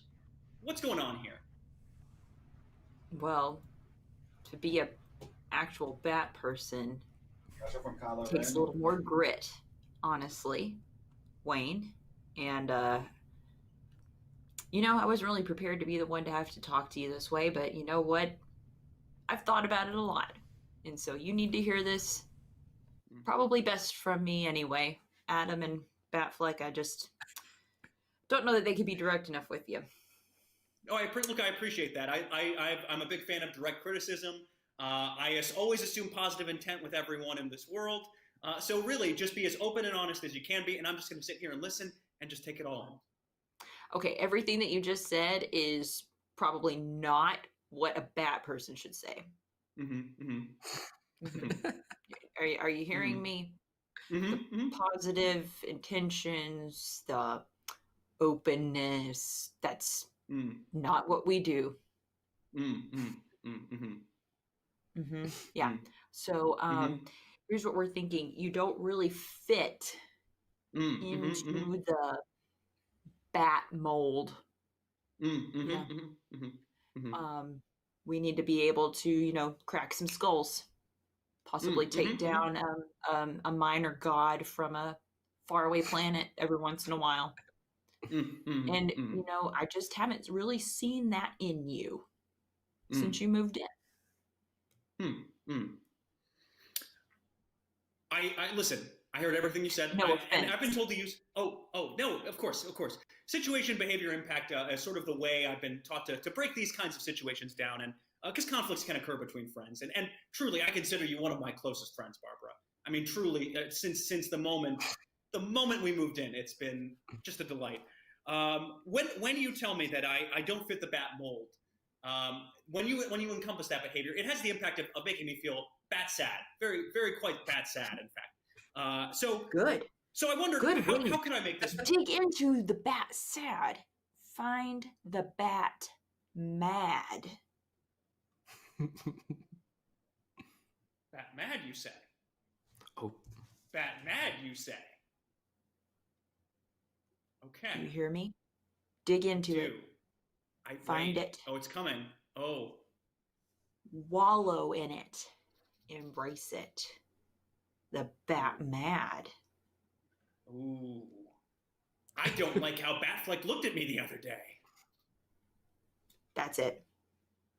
Keep going. I think Adam Wayne's lame. What does that make you want to do? Destroy evil. Yes. And cut. Nicely done. Hey. Bravo, Alex. Way to go, Alex. Bravo. Nicely done. Both of y'all. That was awesome. I was just enjoying Character watching development. Oops. We lose Chris? Yeah, can't hear you, Chris. Oh, I think we've had a good day today. I think this session really showed a lot of promise. And, not speaking from experience at all. For some reason, we're going from 2 to 4 instead of the 4 to 2 that Chris had promised us. We're going closer to 5. I love it. It's excellent. It's excellent. So Spencer, you predicted it. We started at 2 and we're moving up, man. We are. So Wayne Bruce apparently is gonna. But, you know, he also said he wasn't sure what his character was going to do. He wanted to see what would happen. So you knew it was coming. So you got a white die, Mr. Alex. Who would you like to give that to? So BJ has, well, we can go back to this so you can all see who has dice. So you can see Spencer has 2 red, Lara has 2 white, BJ has 1 red. Who would you like to distribute this to? Now, is there not remembering the tilt exactly? Okay. Mixed result isn't the end of the world, but the only person who's collected white die so far is Laura, and I'm worried if we overload her with too many white die, that could be interesting here. So what'll happen at the tilt? The tilt's a little different than the aftermath, and this is a good point to explain this. So what we're going to do is we're going to look at your 2, you're going to add all of one color and all of the other color. You're going to roll them yourself, or I can roll them for you, whatever. But then whatever color is left over after you subtract the smaller color, that's your value. Okay, so for instance, Laura right now would have the value of 2 white dice and Spencer would have the value of 2 red dice. So whoever has the highest value in a color gets to choose from the tilt table and things happen to them. Generally speaking, not great things, but just things. So if the tilt, it's not quite as bad as the end, but you do carry your dice from Act 1 into Act 2 and then on to the aftermath. So if you want to be a weenie, you want to throw this at BJ or Spencer. If you want to be the angel, you throw it at Laura. I'm going to be a weenie and give it to BJ. I'm okay Appreciate with that. Appreciate it. I mean, mathematically still possible that he could have the higher value in a number if he rolled right and everybody else rolled like junk. So 2 people will be picking from the tilt. So Laura, that brings us to you and Barbara, and what what's going on here? So for our final scene of Act 1, what would you like to do? Would you like to establish or resolve? I would point out, if you establish, you still would wind up with 2 white dice, because you would have to give whatever dice is given to you away. So just bear that in mind. I want to establish. All right. We're going to go ahead and go into training Wayne Bruce. Barbara Gordon is training Wayne Bruce. All right, so fast forward like a little bit, but not too much. Mm-hmm. Right. Okay. Are we going full on like Liam Neeson, or, you know, Ra's al Ghul? Ra's al Ghul? Is that the name I'm looking for? You can either say Roz or Raish. Okay.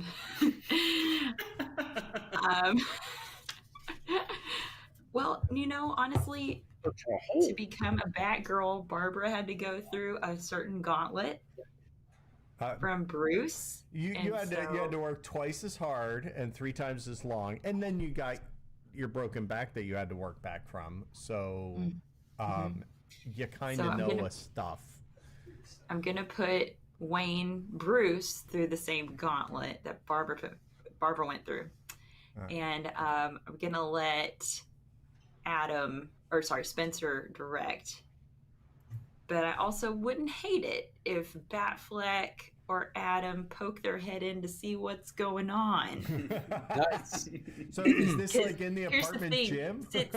So Barbara is so strapped for cash, I made like my homemade version in our living room.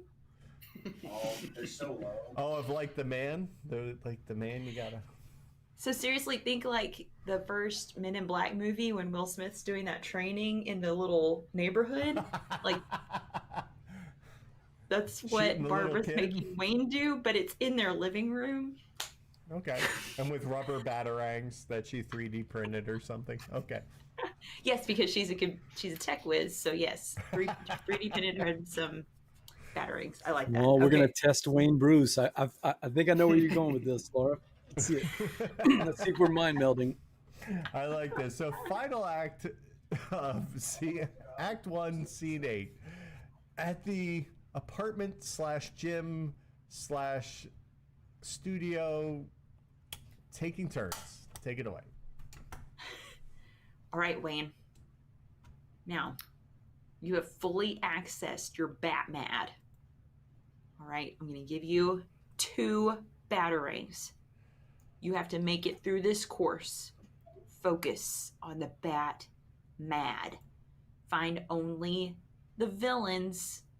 Do not hurt the bystanders. Understand?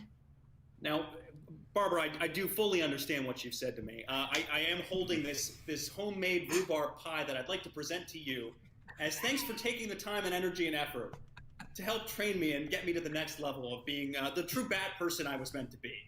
Are there nuts in this? I hope you enjoy. There are a couple of pecans, yes. I'm allergic to nuts. If I were a more considerate friend, I would have known that. Luckily, I made a backup pie. One moment. This one is apple. It contains absolutely no nuts whatsoever, but quite a good amount of cinnamon. So hopefully you don't mind a little bit of spice in your pie. Lucky me.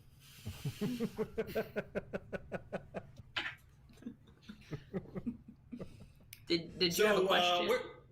No. Where to? Like, what do I? How do I start? These are super cool, by the way. Nice job. They feel really sharp. Thank you. I just changed my operating system working with my 3. Never mind. We'll talk about that later. Mm-hmm. Start behind the line there. Oh. I open up the door and walk in. Check in the refrigerator. I'm out of Mountain Dew. Wayne, if you don't mind, I'm going to have some of your Mountain Dew. I'll be right back. Thanks. Yeah, goodbye me. Well, that was my last Mountain Dew. You got a problem, Bruce? I've tried to be very good to you, Batfleck, with our soda restocking policy. But I have to inform you, you are a little bit behind on your turn in restocking the Mountain Dew. And that is the last one in the fridge. You just consumed it. I am feeling, what is this emotion? I'm feeling... Spit it out, Wayne. What are you saying? I'm trying to finish my voltage. I'm feeling bad mad. Yes. Dig in, Wayne. There's the line. Get ready. I'm going to throw the switch. 3, 2, 1. Hello, everybody. What's going on? Adam, watch out, Adam! I launch a batarang aiming at Batfleck, but it does not hit Batfleck. It hits Adam Wayne.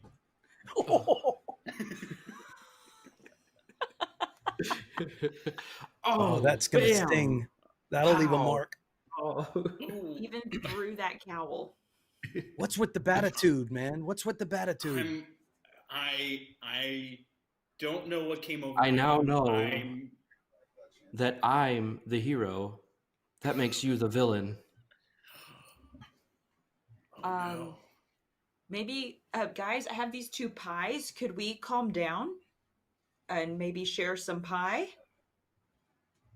Batman loves pie. I'll take the apple.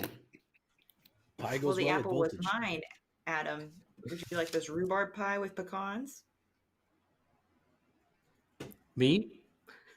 Rhubarb pie with pecans? I hate rhubarb. I want the apple. Well, then let's have a contest, shall we? Friends. What? I'm happy to officiate this contest, but I feel at least partly responsible for the situation we found ourselves in. You did throw a batarang at my head.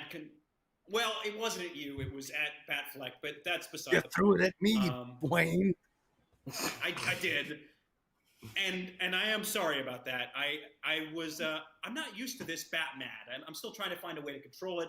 Barbara, I could definitely use some more work on that. That being said, I did bake, in fact, a 3rd pie. So if you're open to pumpkin pie, Adam, okay. I don't know your preferences on pie. I'm just now finding out that this is one of your favorites.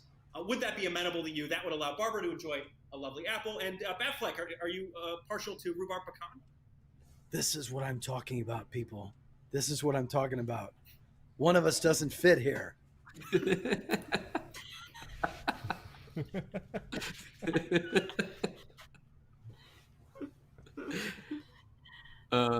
Cut.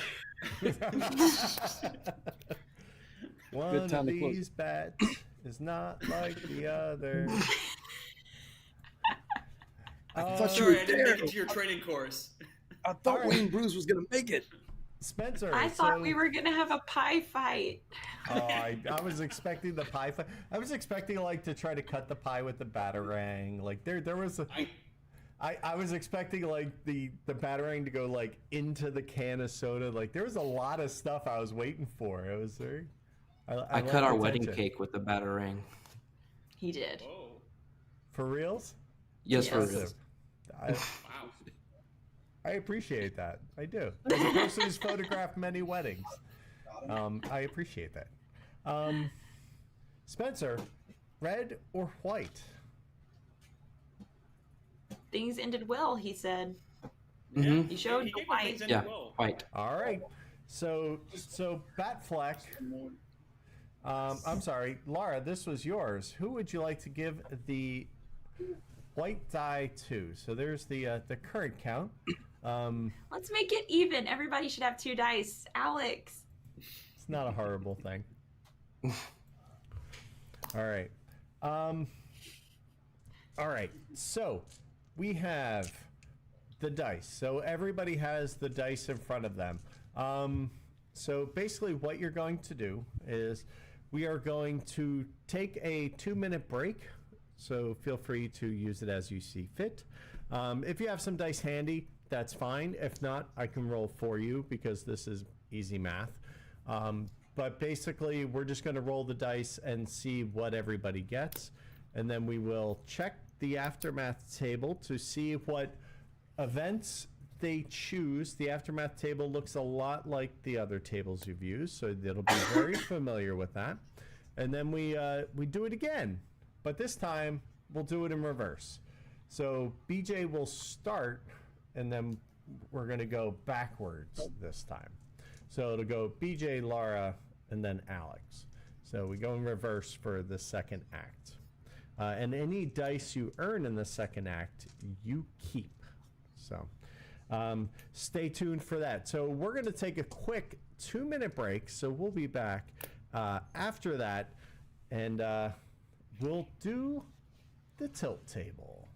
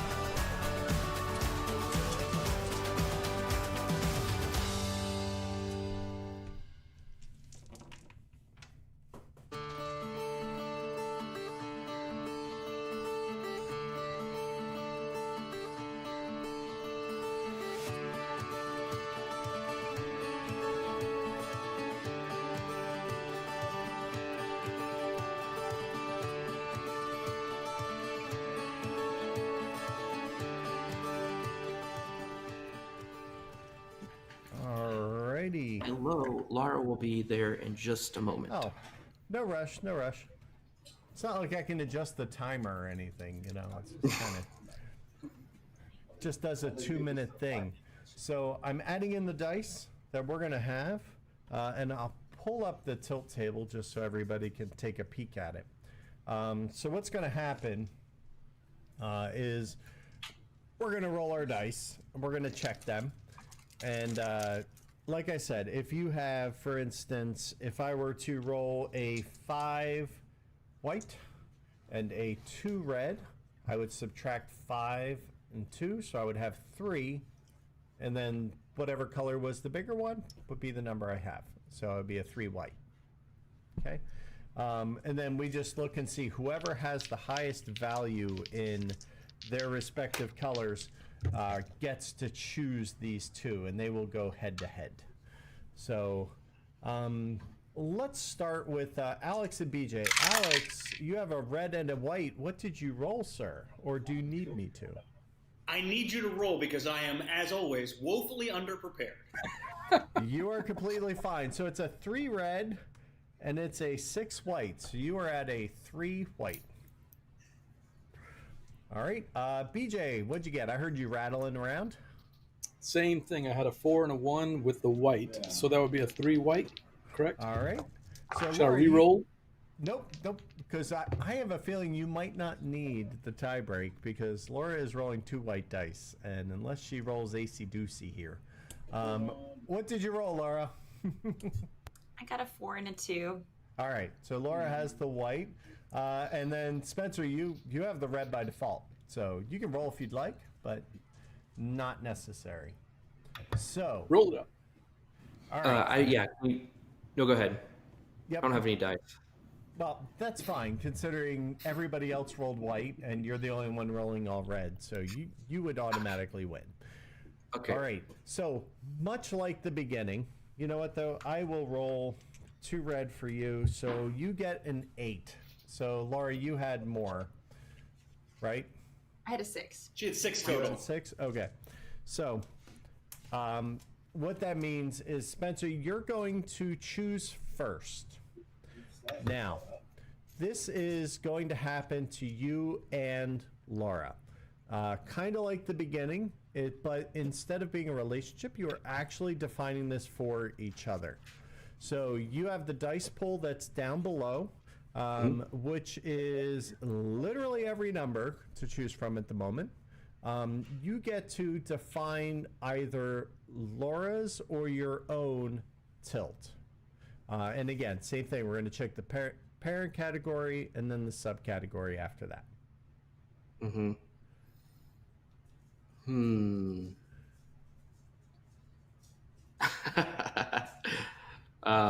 Let's do paranoia 5. All right. So that's on Laura. Yes. All right. All right. Now, Laura, you have a choice. You can define your paranoia with the dice that remain, or you can start to define Spencer's tilt. And then he'll have the same choice. That's an evil laugh. I like it. Hear it a lot. I choose number 6, failure, for Spencer.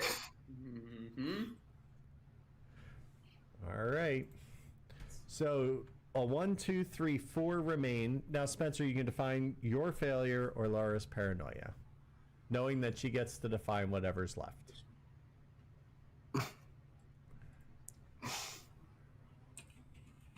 Oh gosh.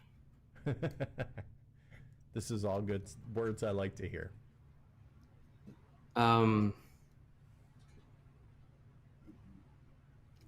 Let's do Laura. 1, stranger arrives to settle a score.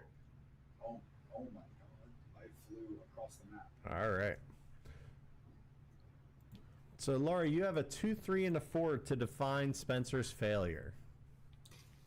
Can I crowdsource this at all? Sure, you can ask around. Sure. So, something precious is on fire. A tiny mistake leads to ruin. And a good plan comes unraveled. I think they all work. It's just that. 3 to me, 3 looks especially good. with that character. Yeah, I think that would be good. Let's do number 3. 3. I'm all in 3. All right. So as Apartment Gate continues, I can only assume that, like, you know, that Spencer's character has, like, you know, rent freeze and is Can you imagine what, like, our neighbors must be thinking? right. Like every now and then, there's just this What thing with the comes through the poles and wall. the things and the poles and the batarangs and Thump, thump, things. thump. It's really weird when you go through their floor on the pole, and you're just like, "I'll be back after dinner." Enough with the poles and the batarangs and things.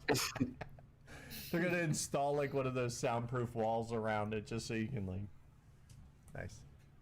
I like it. Maybe it's like the Bruce Wayne who still lives in Bruce Manor, or you know, it's a sublet and it's kind of this awkward arrangement. You know, he's got fixed rent and he felt bad for you. You know, all those fun things. So BJ, so let me explain the dice real quick at the end. So you all were really balanced. So there are an even number of red and white dice available for the second act. All right, number 1. Number 2 is any dice that are awarded either via establishment or resolving are yours to keep. So you get what you get. So if you want specific dice, that's when you want to take care of that. Last but not least, whoever is the last player, so if we're starting with BJ, so that will come all the way back around. We'll do 2 laps. Spencer, you'll be the last scene, which that feels actually really appropriate, so I think you're going to have some good points. You get any die choice, even though there might only be one specific one left. You can have either red or white, depending on whatever you're awarded. So you're not forced to take anything. After that's over, we'll do the aftermath table. And then the aftermath is just, again, calculate your number, and then we look at the chart. Low numbers are very, very bad. So if you have like a 3 white, that's not good. But like 12 and higher is unusually good, and you actually don't die. And it's just kind of one of those chalk it up to a lesson learned kind of outcomes. And it really doesn't matter whether it's red or white in the end. So just bear that in mind as we go through. Don't feel the need to stay on track, okay, at the expense of story. Other than that, we're just going to go in reverse order. We'll do 2 laps. And then what I like to do is we work from low to high on the aftermath table. And that is just where everybody gets an opportunity to just kind of bookend their character and their story. Just kind of, okay, this is my outcome, this is what went down, this is how it went, and I slid down the pole, caught on fire, and died in a blaze of glory. I don't know, whatever it is for you. All right, so that's Act 2 in a nutshell. I'm in a nutshell. So any questions before we head in? Good. I'll follow your lead. Yeah. Well, you'll follow BJ's lead because BJ, you are up first, young man. What would you like to do? Would you like to establish or resolve? I want to resolve the scene. I don't see dice though for this one, right? Or I do see dice. No. If the director chooses to show you dice and give you an outcome, he will. Okay. If you establish. I would like to. Or she, yes, absolutely. I would like to resolve a scene. Do I tell you? Okay. No, the director tells who it is, right? Yeah. Yep. So if you're going to resolve, you choose. So give me a color. Yeah. I'd like a white. All right. Like a white 300, Alex. You got it. Just for you. It's special. I had it flown in. And who would you like to direct? I would like Adam Wayne Spencer to direct this one. Adam Wayne. I like Chris's song for Adam Wayne. It's from Family Guy. Totally from Family Guy. I say it's Chris's song. Well, thank you for that. Adam Wee. My name's not Adam Wee. All right. So Spencer, what scene would you like to set for Batfleck?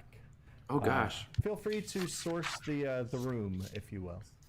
Yeah, I'm just looking back over our history here. Yes, best thing. It's sorted and It is.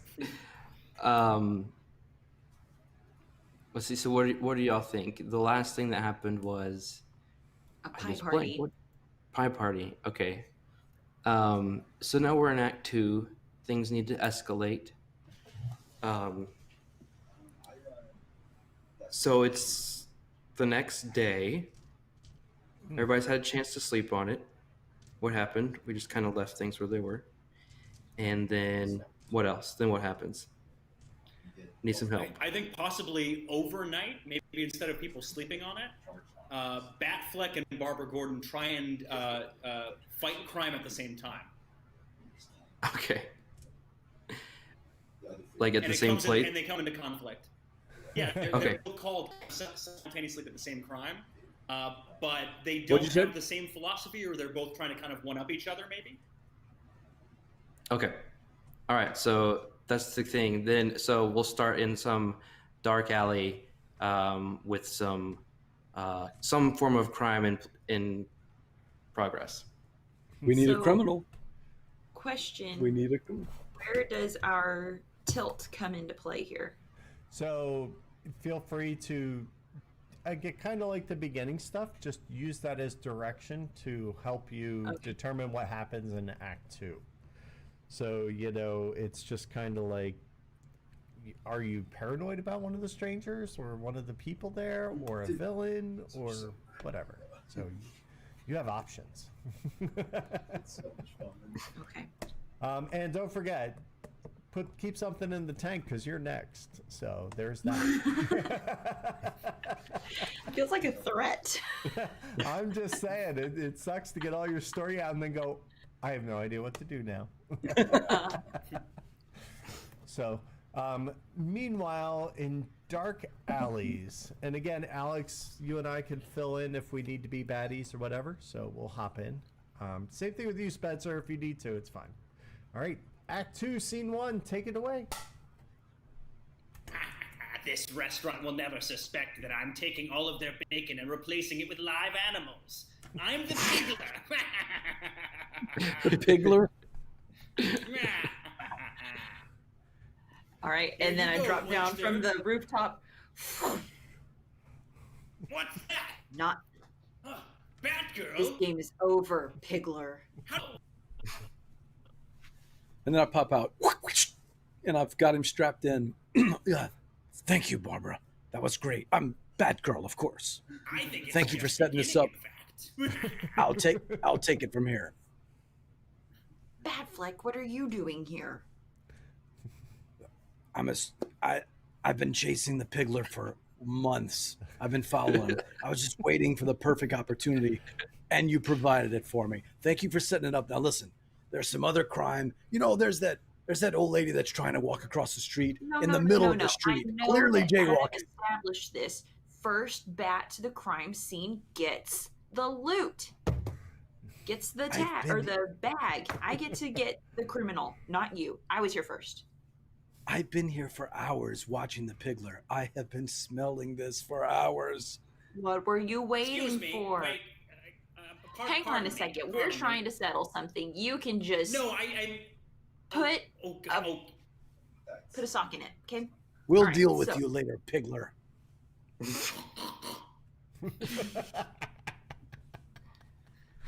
So as I was saying, I was waiting for you to set it up. I've got it. Got in lockdown. He can't move. Obviously, I need to do something about the mouth. I'll work on that next. You take care of the jaywalkers. You take care of training Adam Wayne. I'll take care of the big crime. Look, we all know that as far as pulling their superhero weight in this apartment, I'm taking most of the load here. And seeing as I'm the one doing most of the work, I should get the credit. I bagged this guy. I'm the one taking him in. In this apartment, if it isn't too much trouble. Sorry, I have some more restaurants I need to. I have a lot of restaurants to get to. I'm a very busy. Pork is very in demand these days. All right, so heel of the hand to the nose on this guy to get him to stop. That should break his nose. Okay, yeah, his and my nose. his snout. exactly. Perfect, exactly like I wanted you to do it. Now, after that, I'll take him in. Now, remember, You can't do it yourself, Batfleck. Then you're no bat. This was mine. think about the hierarchy in the apartment. Bat, before bat, and bat at the bottom. And where do you fit in? I'm at the top. No, I'm Batman. I'm Bat. It's clear. Do you see No, this? I'm Batman. I'm Batman. You're an imposter. I'm the Batman. You're an imposter. Bat. Clear hierarchy. Excuse me. I'm going to Yes, I've Nickler. throw down I've been a assaulted by a smoke vigilante. bomb. And I've used, I've wrapped him up, and we have, we're out of there. I took him out. Batgirl. Insane. I think it was supposed to end well, though. I'm not sure how. No, No, I put no, this you red up. dye. You got a red Oh, dye. did you? Oh, I saw white. Sorry about that. Well, right, but Spencer, Batfleck he did asked choose. for a white. He did ask for a Oh, white. oops. That's That's all okay. right. Because, he didn't die, so we'll call that. I survived. I didn't hit you. You didn't get what you wanted. You didn't wind up Man, how's that bloody. nose? Right to the nose. I think you need a Gantt chart and an org chart next time to clearly state your case. The Maybe a hierarchy. PowerPoint. Bat. Yeah, you just break out like, a little PowerPoint. Can I direct your attention to the wall? Right. My bat projector. Right? It's my Bat Pico. Leave me alone. All right. So speaking of Barbara Gordon, Lara, what would you like to do? Are we thinking? Establish. We're gonna establish. I like it. Risky. I like it. Mm-hmm. And who is going to direct? I'll let BJ direct.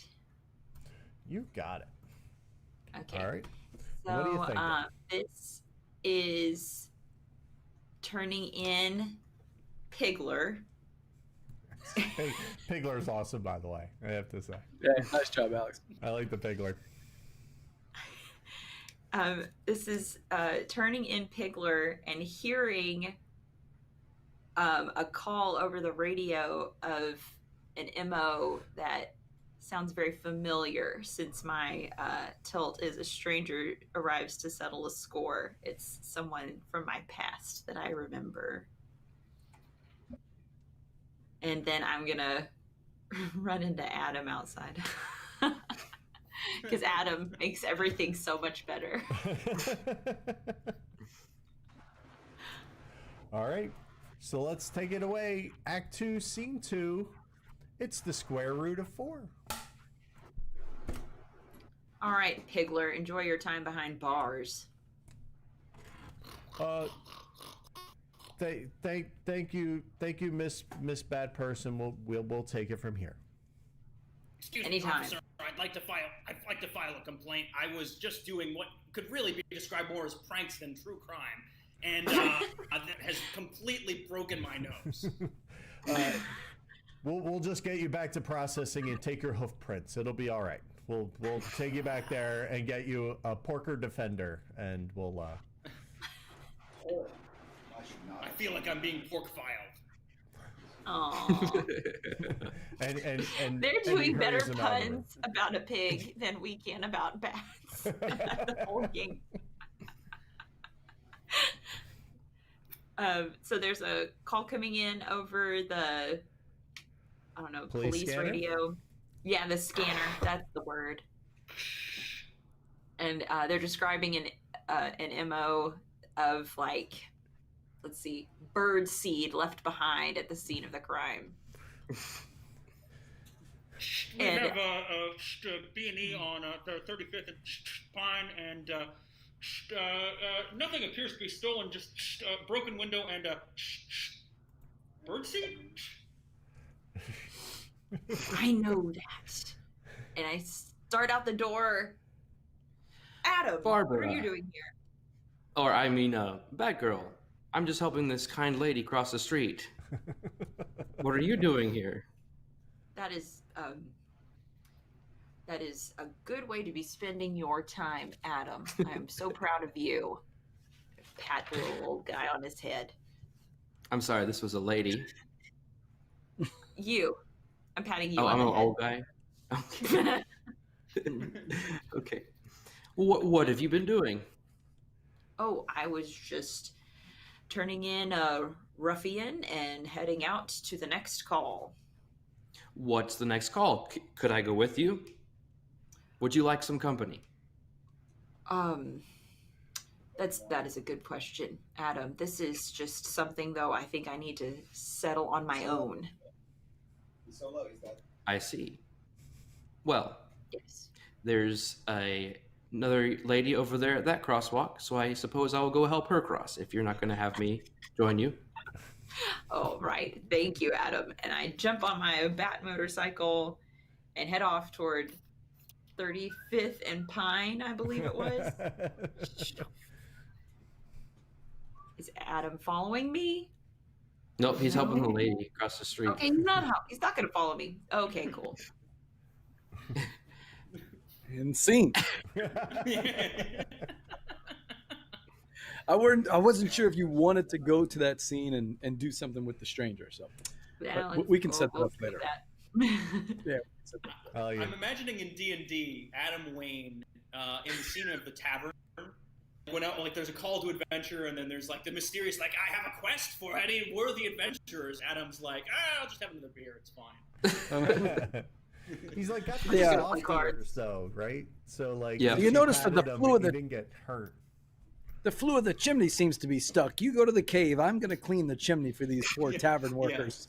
Okay, fine. He'll just deal with the looters and the pickpockets. All right, so what did we award? That's a pretty good Adam West, man. I think that's a fine outcome for Barbara. That's probably a white die, I would say. What do you think, BJ? Were you not the No, we're director? You didn't pick red or white. Oh, I'm sorry. Yeah. I forgot that I was the director. Yeah, that was a good outcome. I'll give her a white die. You got it. Excellent. Based on those dice, Barbara's going to survive this encounter, I think. You know, she should. She's the one putting in all the work. You know, let's be honest. Don't you know the hierarchy? Bat. She's training. She's helping. Click on the bat signal. Bat. But is there only one Commissioner Gordon and one bat signal? That's the question. All right, Wayne, Bruce, what are you thinking? Establish resolve or? Yeah, I think establish a scene, and I think this is going to take place at the IKEA during the day job for Wayne Bruce. I like it. And I'm not sure. I can kind of crowdsource whether that would be Adam Wayne needing assistance with furniture. Barbara Gordon's busy chasing whoever this ends up being, the burglar.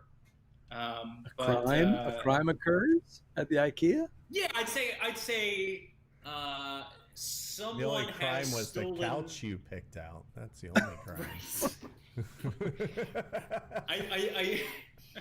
I think Adam Wayne is stopping very petty crime of some sort At the IKEA. at the IKEA. Okay. All right. So who would you like to direct? Let's put the directing in the hands of Laura, because she will probably remember that she's actually directing. True, I did forget. Hey, there was no little sign there to remind me. Yes, there was. There was, in fact, a sign next to you. I see nothing. I saw nothing. And not anymore. He took it away. I see nothing. I did close the scene out. All right, ready? Ready? Yes. All right. Act 2, Scene 3, Not Just Meatballs. Yeah, if I could recommend something, honestly, the black is certainly your color. I would look for leather one. You mentioned you had about a 3-bedroom, 3-bath. I think this one will fill the space perfectly. The kids are going to love it. Is it Stop that just evil go doer. with the Is it a futon? I need to be able to sleep on it. well, it's unfortunately not a futon. I see you over this way to. Hang on a second. I see someone over there yelling. Stop that I need evil a doer. futon. Sorry. I'll be right with you. Adam, which evildoer am I supposed to be stopping? The gentleman over there in the hat. He has stolen an Allen wrench, and he must be stopped. Well, I don't know how you came to that conclusion, Adam. I see an Allen wrench sitting in the basket right in front of them. Excuse me, suspicious-looking gentleman with the hat.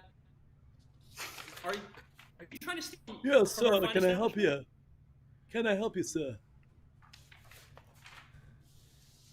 You look. No, I Go ahead. I'm just enjoying these Swedish meatballs. We don't have those down here in Louisiana. This Allen wrench, is this yours, sir? Oh, how did that get in my basket? Perhaps it was already in the basket when when I picked it up. I don't know what you're you one talking for about. free with everything you buy here. Every I just purchase. need my futon. By the way, amazing meatballs. The Quiet down now, sauce. citizen. This is for your own good. Trying to prevent crime in IKEAs everywhere. Sir, we're going to have to ask you to put the Allen wrench back. The Allen wrench back. So I don't remember this getting in this thing. I would be happy to take this Allen wrench out of this basket and move it back to its rightful place and enjoy the lovely meatballs. Thank you. Problem solved, right, Wayne? Well, I mean, kind of. It appears the other customer is wandered off, and that's my commission. I already don't get paid a whole heck of a lot here at this IKEA, and my last few sales you have ruined by accusing random customers of stealing Allen wrenches that we just kind of put in baskets sometimes. I'm going to have to ask you to leave, Adam. I don't know any other way about this, but I'm not going to make any commissions if you keep ruining my bad day. Speaking and boy, I'm of starting to feel pretty leaving, mad again. how do I get out of here? Like, these footprints are crazy on the floor. Do I follow them? Follow Do me, I go citizen. through I'm on my that way door? out. Okay. Do I need to fill out this form and give it to the guy to get my thing? Or like, how does this work? I just want a sofa. I want a futon. Okay, look. All right, you know what? You might want a futon. I want you to go pound sand. I have had about enough of you. I have spent the last 3 hours walking you through couch after couch, and you'll say you need a futon, then you don't need a futon. You want a futon, then you don't want a futon. Then you want a Fjords board, and now you want good American-made furniture. Bruce, we need to talk. Oh, no, it's Kevin. Bruce. Kevin. Are you his manager? Yes, I am the manager here. I will deal with this, Bruce. Okay. Yes. Third day in a row. Why is this guy here, and why are you bothering the customer? We sell furniture at IKEA. We don't even sell the furniture themselves. We sell the experience, and you're giving them a bad experience, Bruce. Look, ever since I was told to unlock my Batmad, I've just had such a hard time containing the Batmad, and I'm angry that I can't stop being angry. I don't know what's happening to me. If I have to let you go, I gotta fill in all these forms, Bruce. Deal with this Wayne guy. Kevin, why does he keep showing up? Kevin. I'm not his mom. And if you tell me about one more dang form you have to fill out, I will throw you through this IKEA's roof. That's it. I can't take it anymore. Bruce, you're fired. You're out. I knew he was the villain.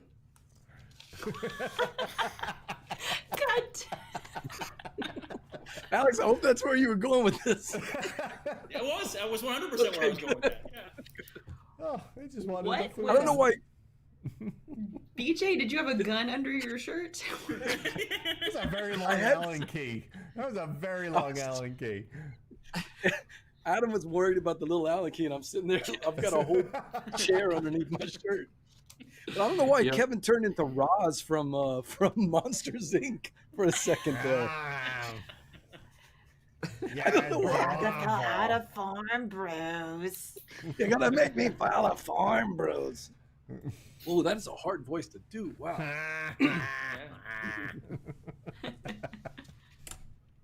Well done. I like. Well, I used to like Bruce's day job. Great meatballs, by the way. Nice meatballs. Enjoyed them. They are good. I mean, I'm very fortunate. I have a IKEA 20 minutes from here, so I can't complain. So just so we see the dice totals after that one. So BJ's racking them up with 2 and 2. Laura's sitting pretty with 3. Spencer has 2 going into the next round, and Alex is right down the middle. So, what do I do with that one? I got a red die from that one. So what? Do I give that to someone You because I have 2 established? red and a white at the moment. Oh, so I don't give that one away. It's Okay. yours. Nope, that's You yours. keep all the dice. It's a keeper. It's a keeper. Kind it's of like a all keeper. those Allen keys I have from your stupid furniture. It's a keeper. It's a keeper. It was a little All right. too high. He hit it too high. Very nice. So Spencer, what are we thinking for Adam Wayne here? Would you like to establish or He's resolve? an enigma. I want to resolve. Wrapped in a blanket of some sort. All right, Yes. and would you like red or white? White. All right. And who would you like to direct? Lara. You got it. All right. Remember, Laura, you So- can jump in the scene if you want. Jump right Yes, in. yes, absolutely. And Laura, you get to help decide this scene. You get to set it up. So what are you thinking? Okay, so this is going to be, I think it's down in the Bat Cave. Adam knows he messed up with Wayne, I like and it. he's hiding in the Bat Cave. And Wayne has to come down the bat pole and come confront him about getting him fired. Oh A my tiny little mistake that leads to ruination. Yes, Wayne is gonna. Yes, let's see what Wayne can do here. I think Batfleck needs to come in and, like, you know, be drinking a Mountain Dew and just walk by. Just kind of- I gotta have that little one-shot comment as I'm walking by, right? All right. We are Act 2, Scene 4. Hey, we actually have a Batcave. Adam. Hope he doesn't find Adam, me. Adam, Adam, Adam. me? You talking to me? Yeah, I didn't get it the yes. first time. Yes, Adam, I am talking to you. Adam, I don't say this often, but Then don't say it. I'm very well.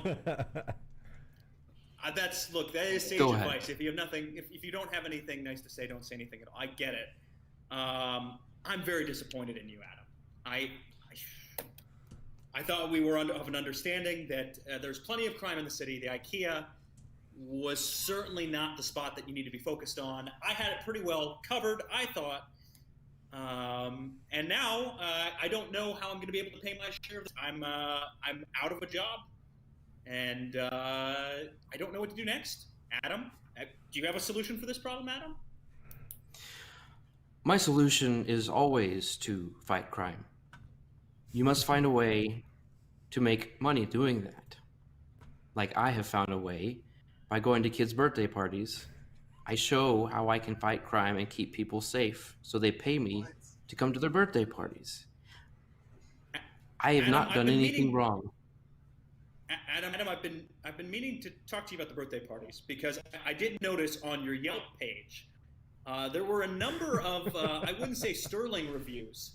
There was a recent one where someone mentioned violations of civil rights occurring at that, and I don't think that's something people tend to like associated with birthday parties. I don't want to start doing birthday parties, Adam. I was pretty content doing IKEA work. It wasn't it wasn't a good living, but it was certainly a living, and I just don't know if I feel in the right state right now to go searching for any kind of a job, Adam.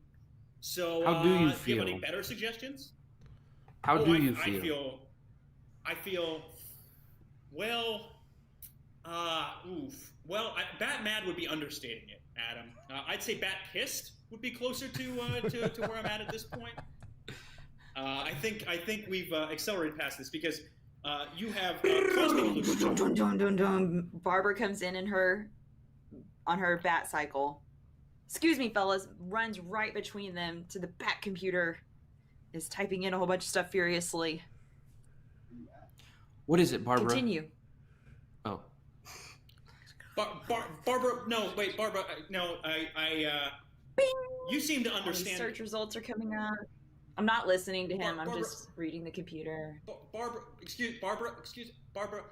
she's It reading the seems, computer. Yeah, no, I see that. I see that, Adam. You're not being helpful. This is going really badly for me. It's her. I knew it. Out of the way, Wayne. You don't know which one it is because you're both Wayne. Jump bat on the bat cycle, and I'm gone. Well, Hey, has anybody seen Batgirl? I was going.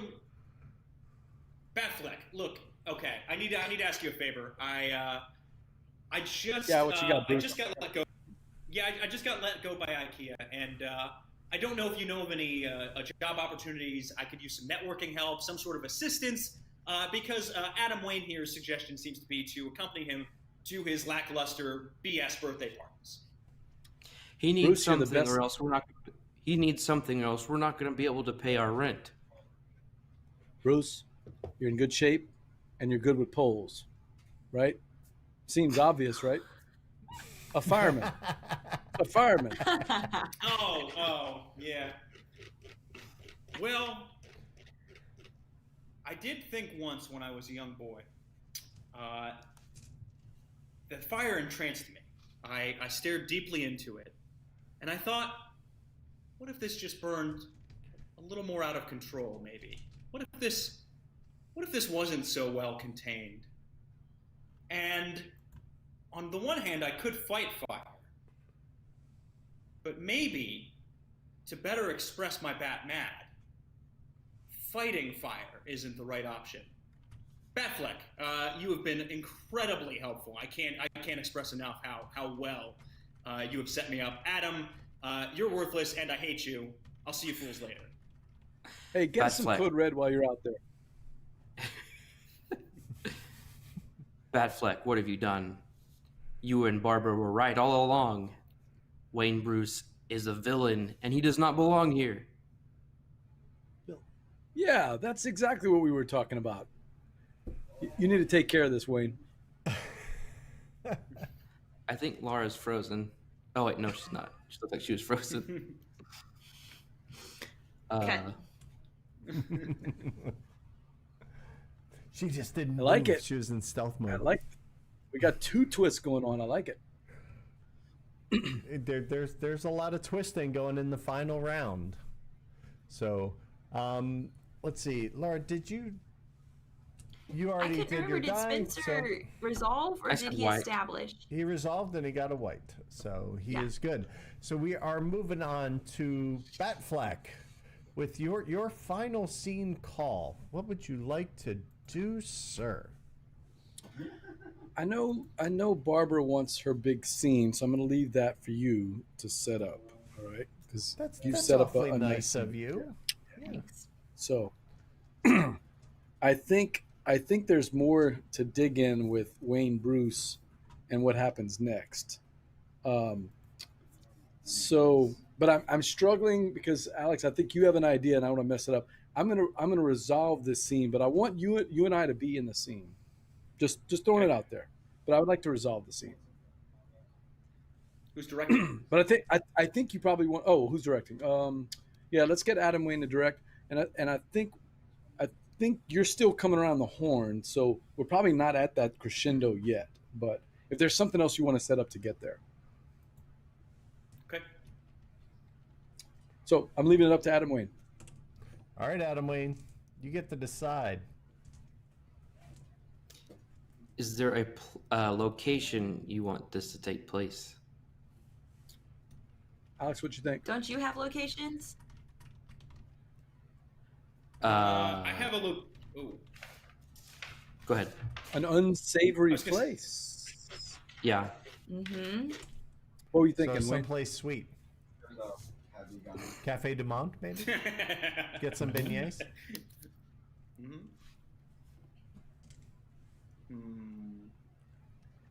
So, I was thinking, in setting something up, I think Wayne Bruce is going to be out shopping for some very suspicious supplies. Oh. But where that is, I'm not sure. There we go.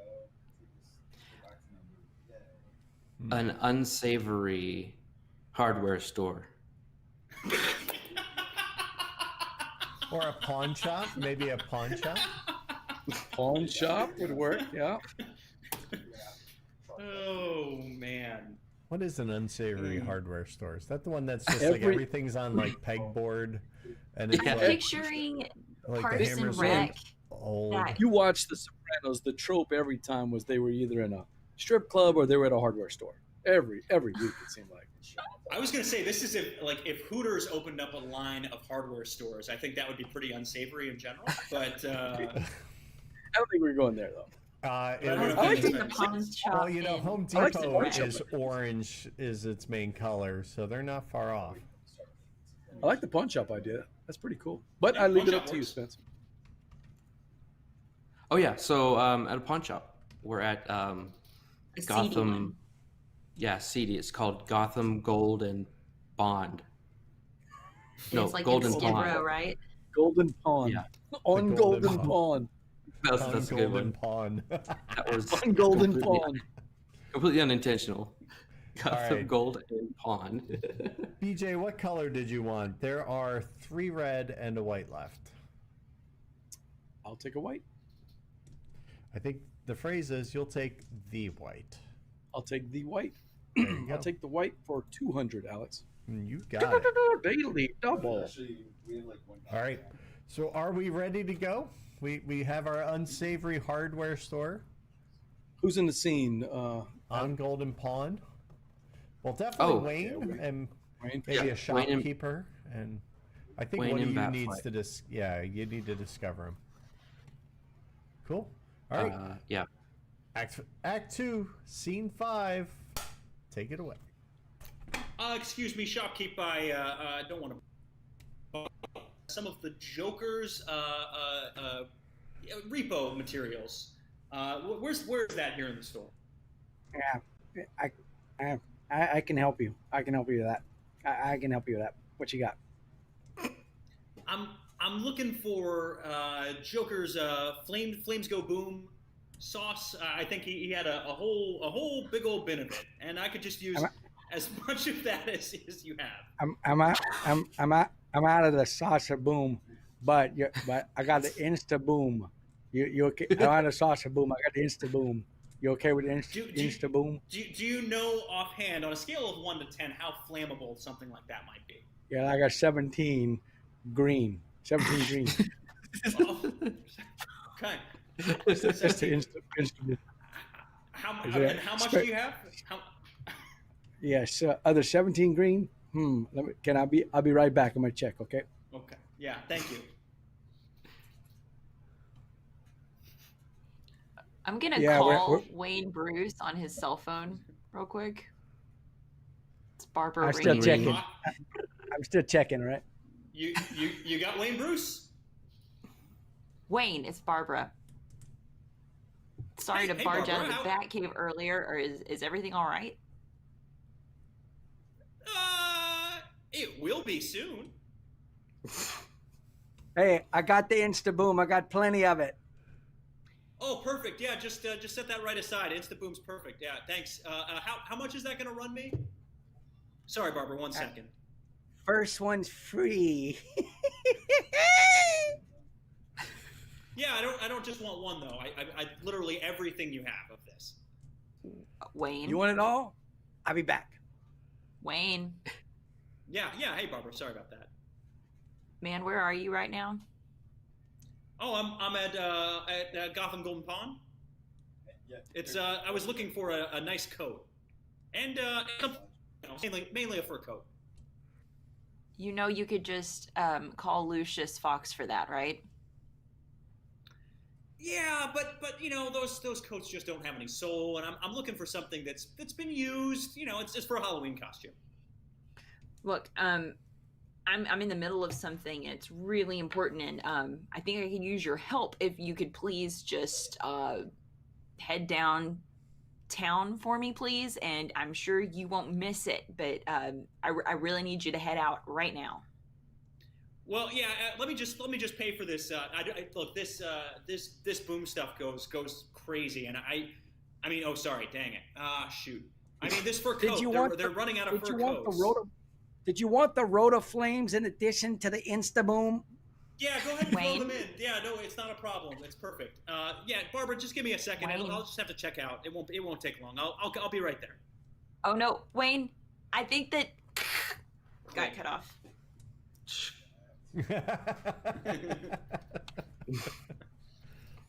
Love the Bad, shopkeeper. bad boy, Wayne Bruce.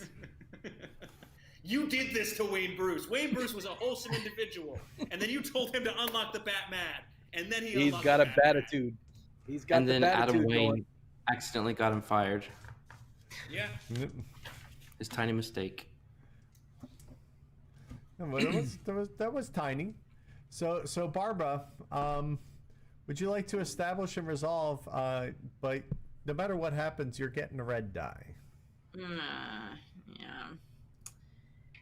The run is over. Let's resolve. All right. The stranger that I'm settling, who has returned to settle the score. Yeah, you can get the ship. She is an arch nemesis from middle school. Oh, they're the worst. They're the worst. So she's Barbara Gordon's nemesis, not Oh. Batgirl's. Oh, it's like This goes personal, man. Yeah, it's got to be like Patty Grable. Like she was like right next to your locker. She was just kicking your seat the whole time. Oh yeah, totally. So who do you want to direct this reunion?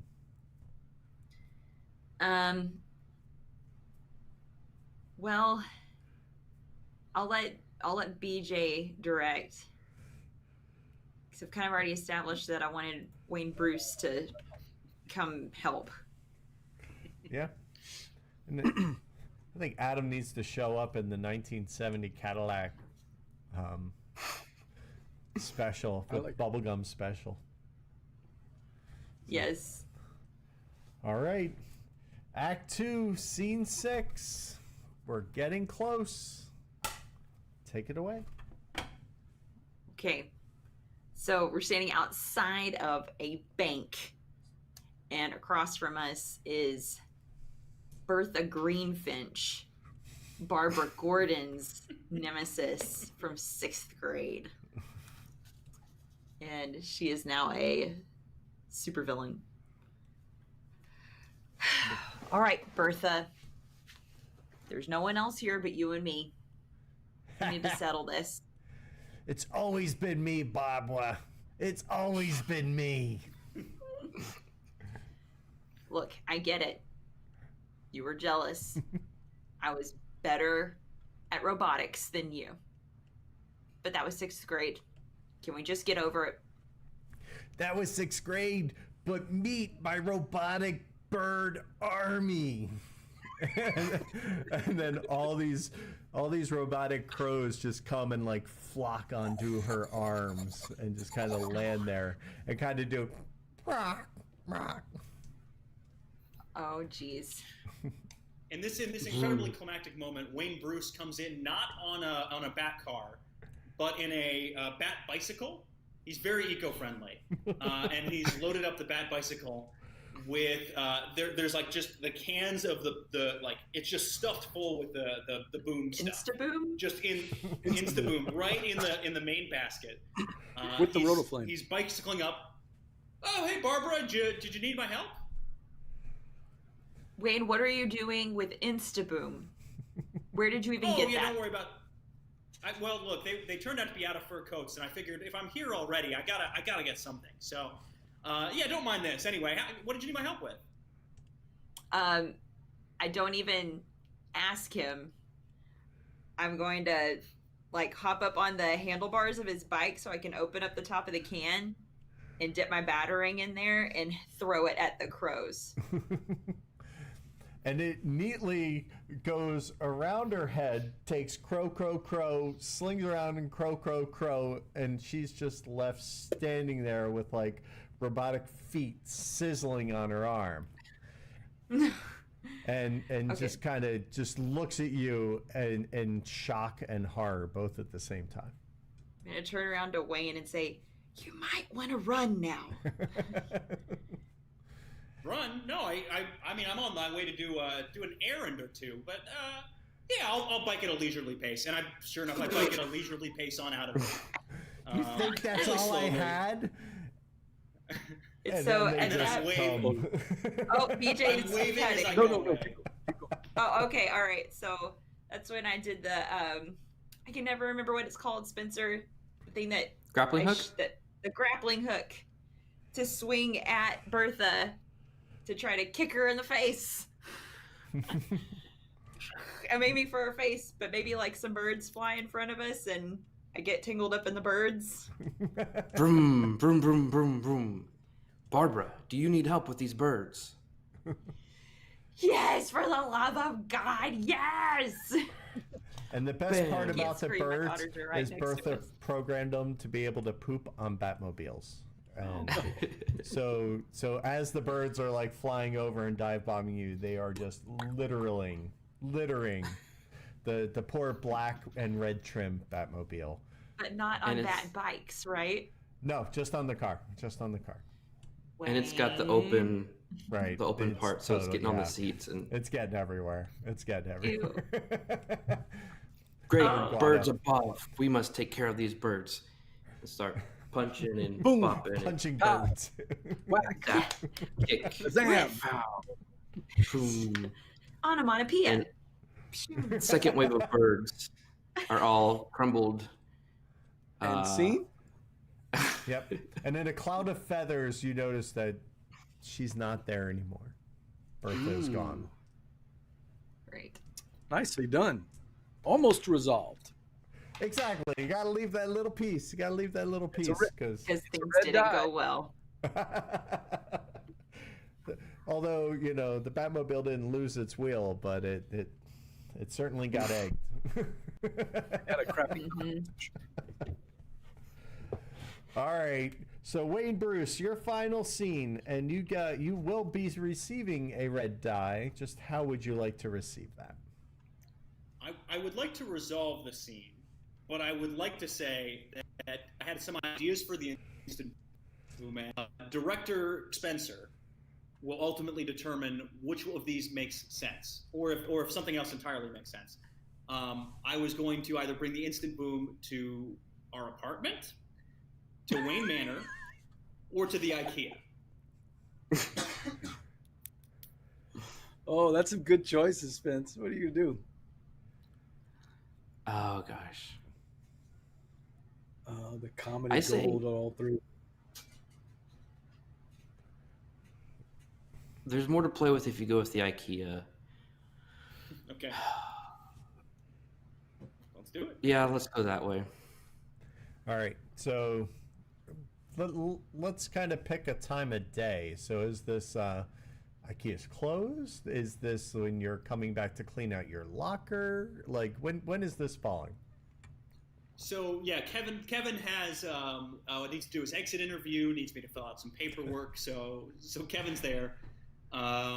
It's I'd say early in the day. It's not crowded there yet, but it's certainly not empty. And Wayne Bruce has other things in mind. All right. So there are people around. All right. Of course. Yes. Any other bad personas will be jumping in?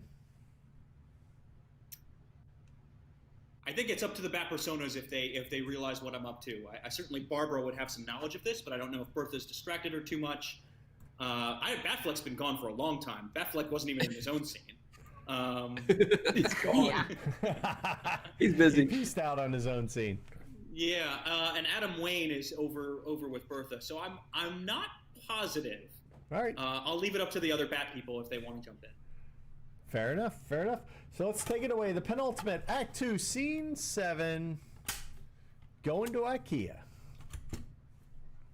I pedal up again at a leisurely pace, but there's a fire in my eyes as I do. Kevin is waiting up the door. It's at this point in time. And, hey, Kevin, you big jerk. Mr. Bruce, I'm the security here, and you have to turn in your partner bike immediately. That's a company property, and Mr. Kevin has asked me to take custody of it, and I'd really not like this to be any more awkward than it. You painted it black. I did. It was yellow. Like I know. I was expecting I'd Bruce. have this job for life. Kevin, Bruce, I'm so sorry. we have Hang to on, do. Kevin, I understand. Let me grab these, and I take the explosives out of the bike, and I'm holding in one hand. I wheel over the bike to the security guard. There you are. Take it away. Of course, this is certainly not my property, so by all means, go ahead and take that from me too. Bruce, right. Hey, it's sorry, nothing Kevin. personal. Just remember, the security guard is here for your protection. He's always watching. He's always watching. No, We Kevin, do I an exit understand. interview. But you have a lot more than I expected. It was just supposed to be a badge and your bicycle. Well, Kevin, I figured this store has given me so much over the years. I mean, I know I've given it a lot too, right? I was the leading salesperson for so many years. But this store took me in. It's given me a place to hang out. And I just wanted to give one last thing back to it before I moved along to something else. Here comes Batgirl again, covered in feathers from the stupid birds. And Adam Wayne is on the back seat. Oh no, Adam Wayne's in the sidecar. Oh, that's right. Okay. Adam Wayne's in the sidecar. Batman and Batgirl, you know them? Oh yeah, sorry. These I know I didn't really make it clear. I try and keep this whole secret identity thing going, but I am also in fact Batman. Pleasure to meet you, Kevin. I know you're a big fan. Yeah, I know it's a little bit confusing. Hey Barbara. Hey Adam. This won't take but a minute. Look, it's just be a quick interview. Don't say our names. Duh. Oh dang it! Oh yeah, you know I just said I took secret identities. So oof, that was a rough one. Sorry guys. Wayne. You know, it's just my head hasn't been straight lately. I know it's you're feeling a little overwhelmed right now. Just take some deep cleansing breaths. Okay. Yeah, I'm in just through gonna the nose, out through the mouth. Just hang on for a second, Batgirl. I'm just gonna do some thinking over here in this section has a lot of wood. I'll be right back with you. Hang on. Why don't and I'll go you running let... through the doors? Okay, and Adam and I take off after him. Or I take off after him. I don't know about Adam. Adam decides. Oh gosh. He decides to If he's stay. not going to sign the forms, can you sign the forms, Mr. Wayne? Can you sign the forms? They're triplicate, and I've got to have the forms. Anything to help a precious citizen. So he stops and signs. Cool. Okay. And then he realizes that there's more to it, and so it clicks that what's about to happen. So he throws down his pen and runs off after the two of them. So he's slightly behind them, whatever happens next. Wayne Bruce finds his way in a section he kind of walks through the main warehouse. He's backflipping, cartwheeling. He's doing all sorts of things with the explosives. It's not the safest look, but he's kind of trying to do his best to be evasive, cover his tracks. But there's a little bit of explosive that leaks out as he goes, and finds his way to a back warehouse that he knows is filled with a bunch of chairs stacked high and spare paint that they use to secretly paint the furniture behind closed doors. So it's a room filled with very flammable paint and stacks of chairs. Okay, cool. Man, I wish Batfleck was here. I'm just waiting for you to finish it, so I'll come finish. So we run in there with them. Wayne, man, we didn't get to finish our training. Can we take the next step in our training right now? Let's do it right now. What do you say? Yeah, well, so, no, hang on. Barbara, just you've had the floor. You've had enough time to talk. It's time for me to do the talking. And you told me to wallow in the Batman. You told me to embrace the Batman. You told me to just soak it into every deep fiber of my being. And you're right. When you told everyone that I wasn't really a bat, that I didn't really belong, and I didn't think I was the villain. I thought I was the nicest person in that apartment. But you know what? Maybe I am the villain. But if I'm going to be the villain, I'm going to be the best villain there is. You'll see. And I take one of the canisters and I start dumping it on the floor. And as it makes contact, sparks start to emerge and little flames start to catch on some of the chairs nearby. Combustible liquid? Yep. It's Instaboom. It's Instaboom. Okay, well, I'm just going to go, well, I'm out of here. And up through a hole in the roof, and I'm gone. Okay, so we'll stop there. All right. Wow. Okay. You guys are leaving like all the cliffhangers. I'm just saying. All right. Oh, it'll be all resolved. I don't know if Wayne Bruce is going to it'll all survive be this. tied up in a nice little bow, right? Sure. I think we see how this movie's ending. So Adam Wayne, your scene is up. You get your choice of dice. If you want to resolve, if you want to establish it's at the whim of your party. You have 2 red and 1 white currently. Mm-hmm. So what you thinking? Let's take a red. All right. So who are you going to have direct? I'll have Lara direct since she just left. We're picking up. Yeah, she did. We're picking up right where the last scene cut off. And I'm just coming in as she left. Has anybody called Batfleck to like come to the scene yet? Did Barbara like give a call on the way out? We're waiting for him party during the There you heroically jump in. All right. Fair enough. Yeah, I guess I'll establish it, and yeah, that's it.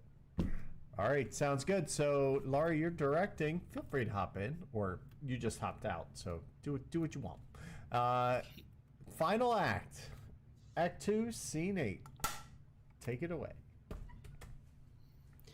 Ugh. Wayne. Adam. Wayne.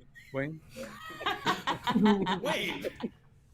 Wayne, you were doing the work of the Joker. How has it come to this?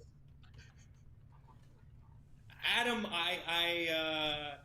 you were the one who kept telling me I was the villain, and as I just told Barbara, I didn't believe it. But look, here I am, and if that apartment didn't have room for 4 Batmen, then I guess it can have room for 3 Bat people and 1 Joker.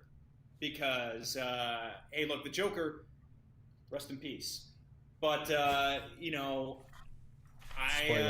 think that void needs to be filled in this city. There needs to be an agent of chaos. There's not enough balance. There's no balance to this. There's just too many of us do-gooders. And look at what happens. Look at what happens when that happens. You get an Adam Wayne. You're just doing birthday parties. You aren't even solving crimes anymore. What are you talking about? I discovered who stole the Allen wrench when it really counted. And that man was dealt with. And his Allen wrench stealing days were over. No, and this store's days are over, and quite frankly, I think your days might be over, Adam. And I swing around, and I have a spare batarang that Barbara had left me, and I spin around and plunge it yet again into Adam Wayne's skull across the room. So I come busting in through the window on the back side of the warehouse, swinging in. I've got Barbara Gordon swinging in with me. And we both have something in our hands, just as you're about to have that plunge right into the skull.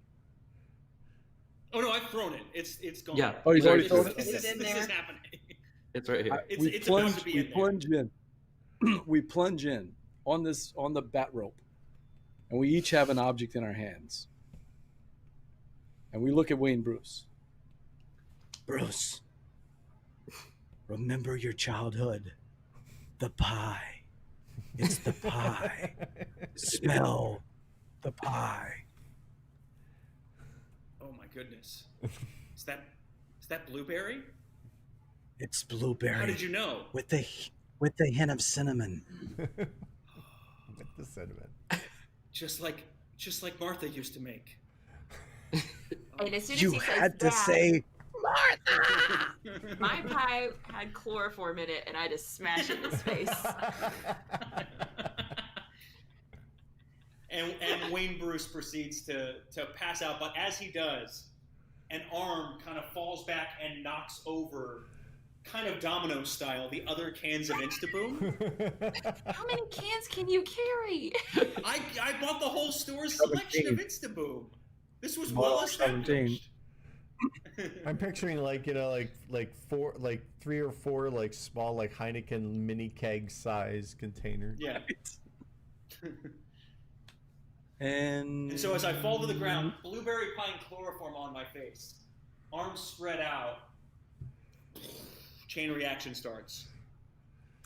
And scene. Wow. Wow. I think this is called film noir. Is that right? Yeah, kind of is. Kind of is. All right. So it's the pie, Bruce. it's the pie. It's fine.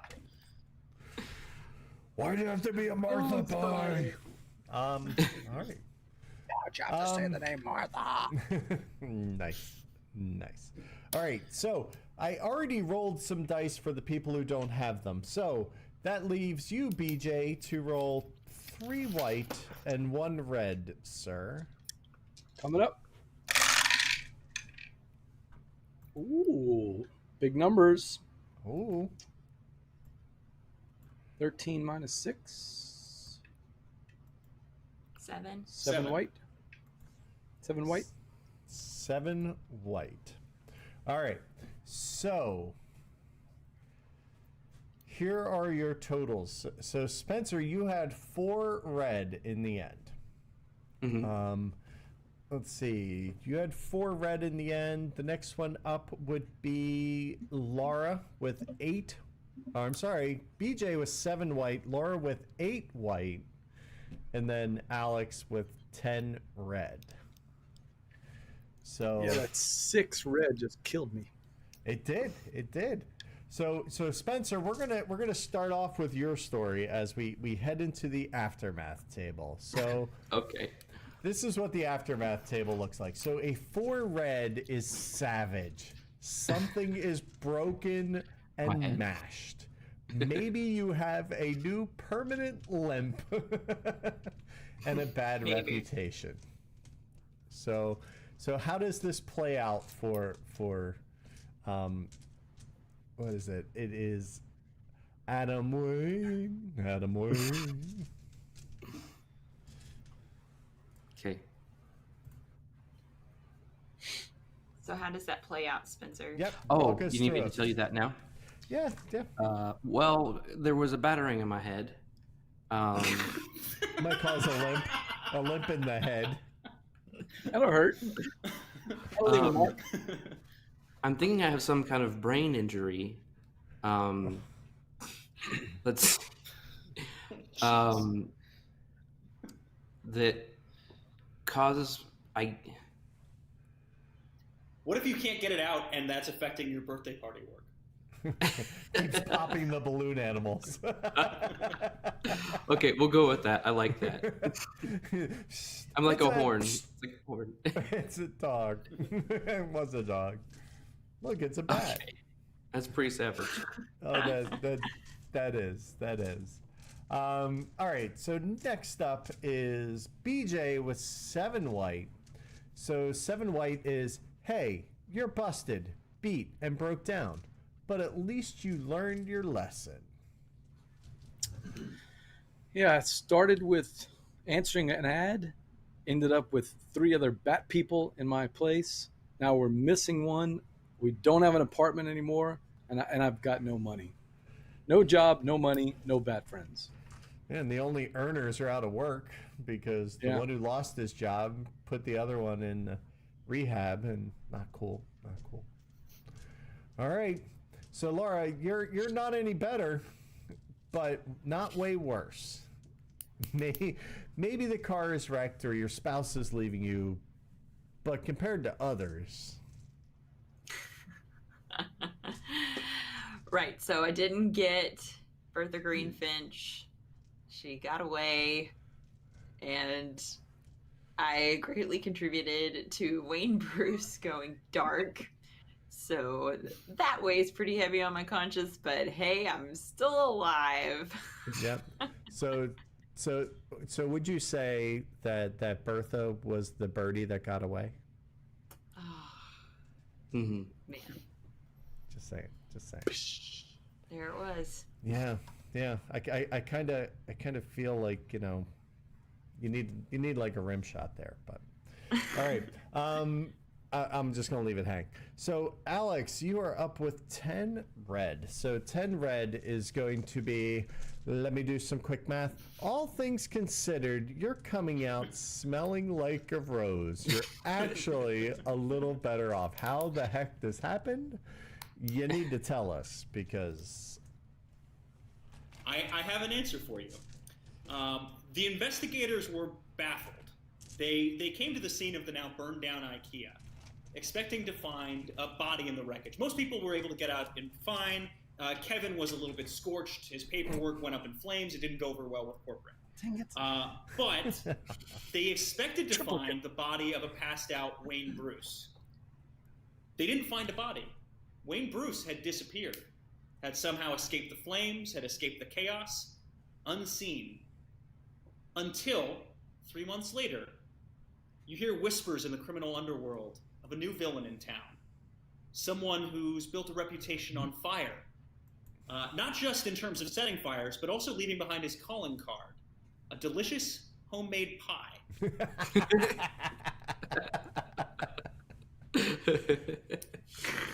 I like it. And for lack of a better name, Fire Pie. Fire Pie has now become the new arch villain of Gotham City. Yeah. I can see him teaming up with Birdie and maybe making a flaxseed crust on one of the pies, perhaps. But no, for sure, flaxseed's an option. You could make a chicken pot pie.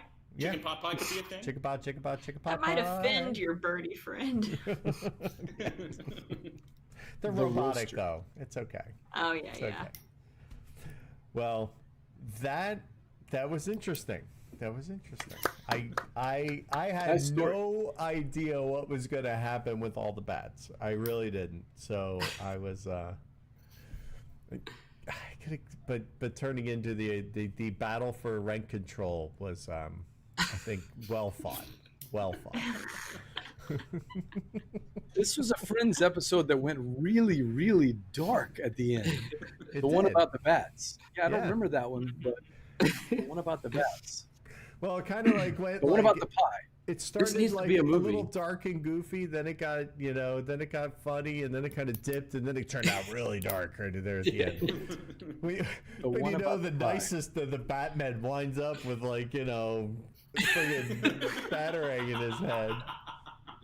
But he just wanted to help old ladies and make party balloons.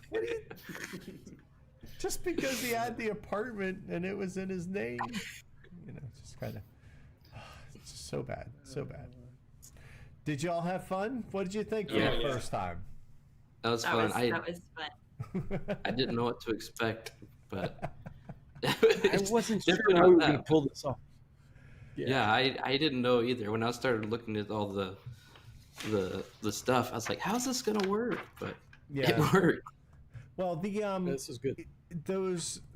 That packet really and the decisions that each one of those carry, I think really helps you kind of get the tone and the feel of whatever the set is trying to do, and that really helps guide a lot of that decision. That's why I try to narrow that down so y'all can live with it for a little bit before we show up.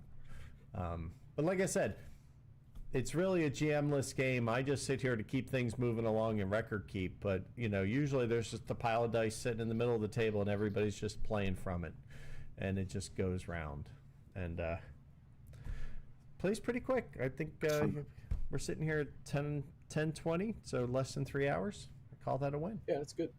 Yeah. Any final comments before we go around the horn and say who we are again, just so that we can bookend this nicely? So this time, let's start at Spenser. Anything to wrap it up and tell people where to find you? Oh, sure. Twitter handles right there at Hey Lighten Up. Facebook, I'm on Facebook and YouTube. Laura and I will be doing a live stream tomorrow, actually. Nice. We're going to be streaming part of the Scooby-Doo escape room kind of game from the op. So look for us on Facebook, 8 p.m. Central Time tomorrow. Facebook, Twitter. Sorry, go ahead. I really hope the Scooby-Doo is going to be a Betrayal at House on the Hill re-theme. That's what I was. Well, they do have one of those in the works. That's coming out. Yeah, it's coming out. Oh, that's true. Okay, good. Yeah. It better come with the mystery van. Gosh darn it. Awesome. So let's go down to Laura, since you're the other half of that team. Tell us where we can find you. Okay, I'm actually more active on Instagram, Lights on Laura, or you can follow me there on Twitter, Laura Williams 611. Like Spenser said, we'll be doing our live play. He's also doing a giveaway right now of Cosmic Encounter Duel. If you would like to enter that, check out his social media to enter for that.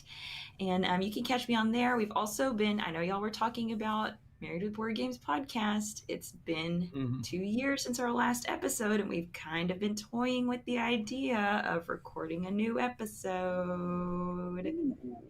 Cool. Maybe. So we'll see about that. We have 2 microphones now, so. Now you just need 2 turntables and you're good to go. There you go.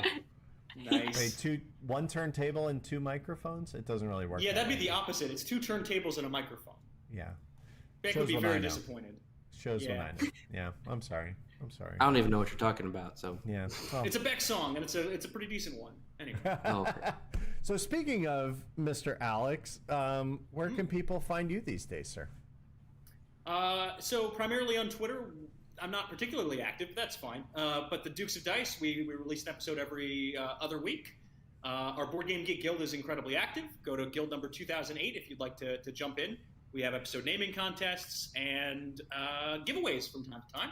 So come check us out on the Dukes of Dice podcast, where myself and Sean review games and talk about weight loss a lot of late. So if you like diet exciting. talk and board games, there's no better place. There you go. So one of the people who gives out great names and is frequently a winner is the name father himself, Steve O'Rourke, who helps BJ put on his show. And BJ, what is that? Gumbo Live on Tuesday nights. Hey, it's a hard-hitting political talk show that we do. No frivolity, no fun. Straight-laced no, ties. Ties, exactly right. Water only, no games. No, it's Gumbo Live. My friend Steve, the name father, and also Berto LeBaron, the board game ambassador on Instagram. We get together and we interview all the industry guests. And in fact, all 5 of us have been on Gumbo Live. Some of us more than once. Outstanding. Yeah, it's a fun show. It's a lot of fun. We're not Jeremy Howard, but we've been on there. As Alex will tell you, we're the #1 Facebook Live talk show on Tuesday nights at 8:31. Every time I talk to you, that gets narrower and narrower and narrower. Number one, and we're going to hold on to that 8:31. If I have to move the time, Chris, I will, to keep that #1 slot.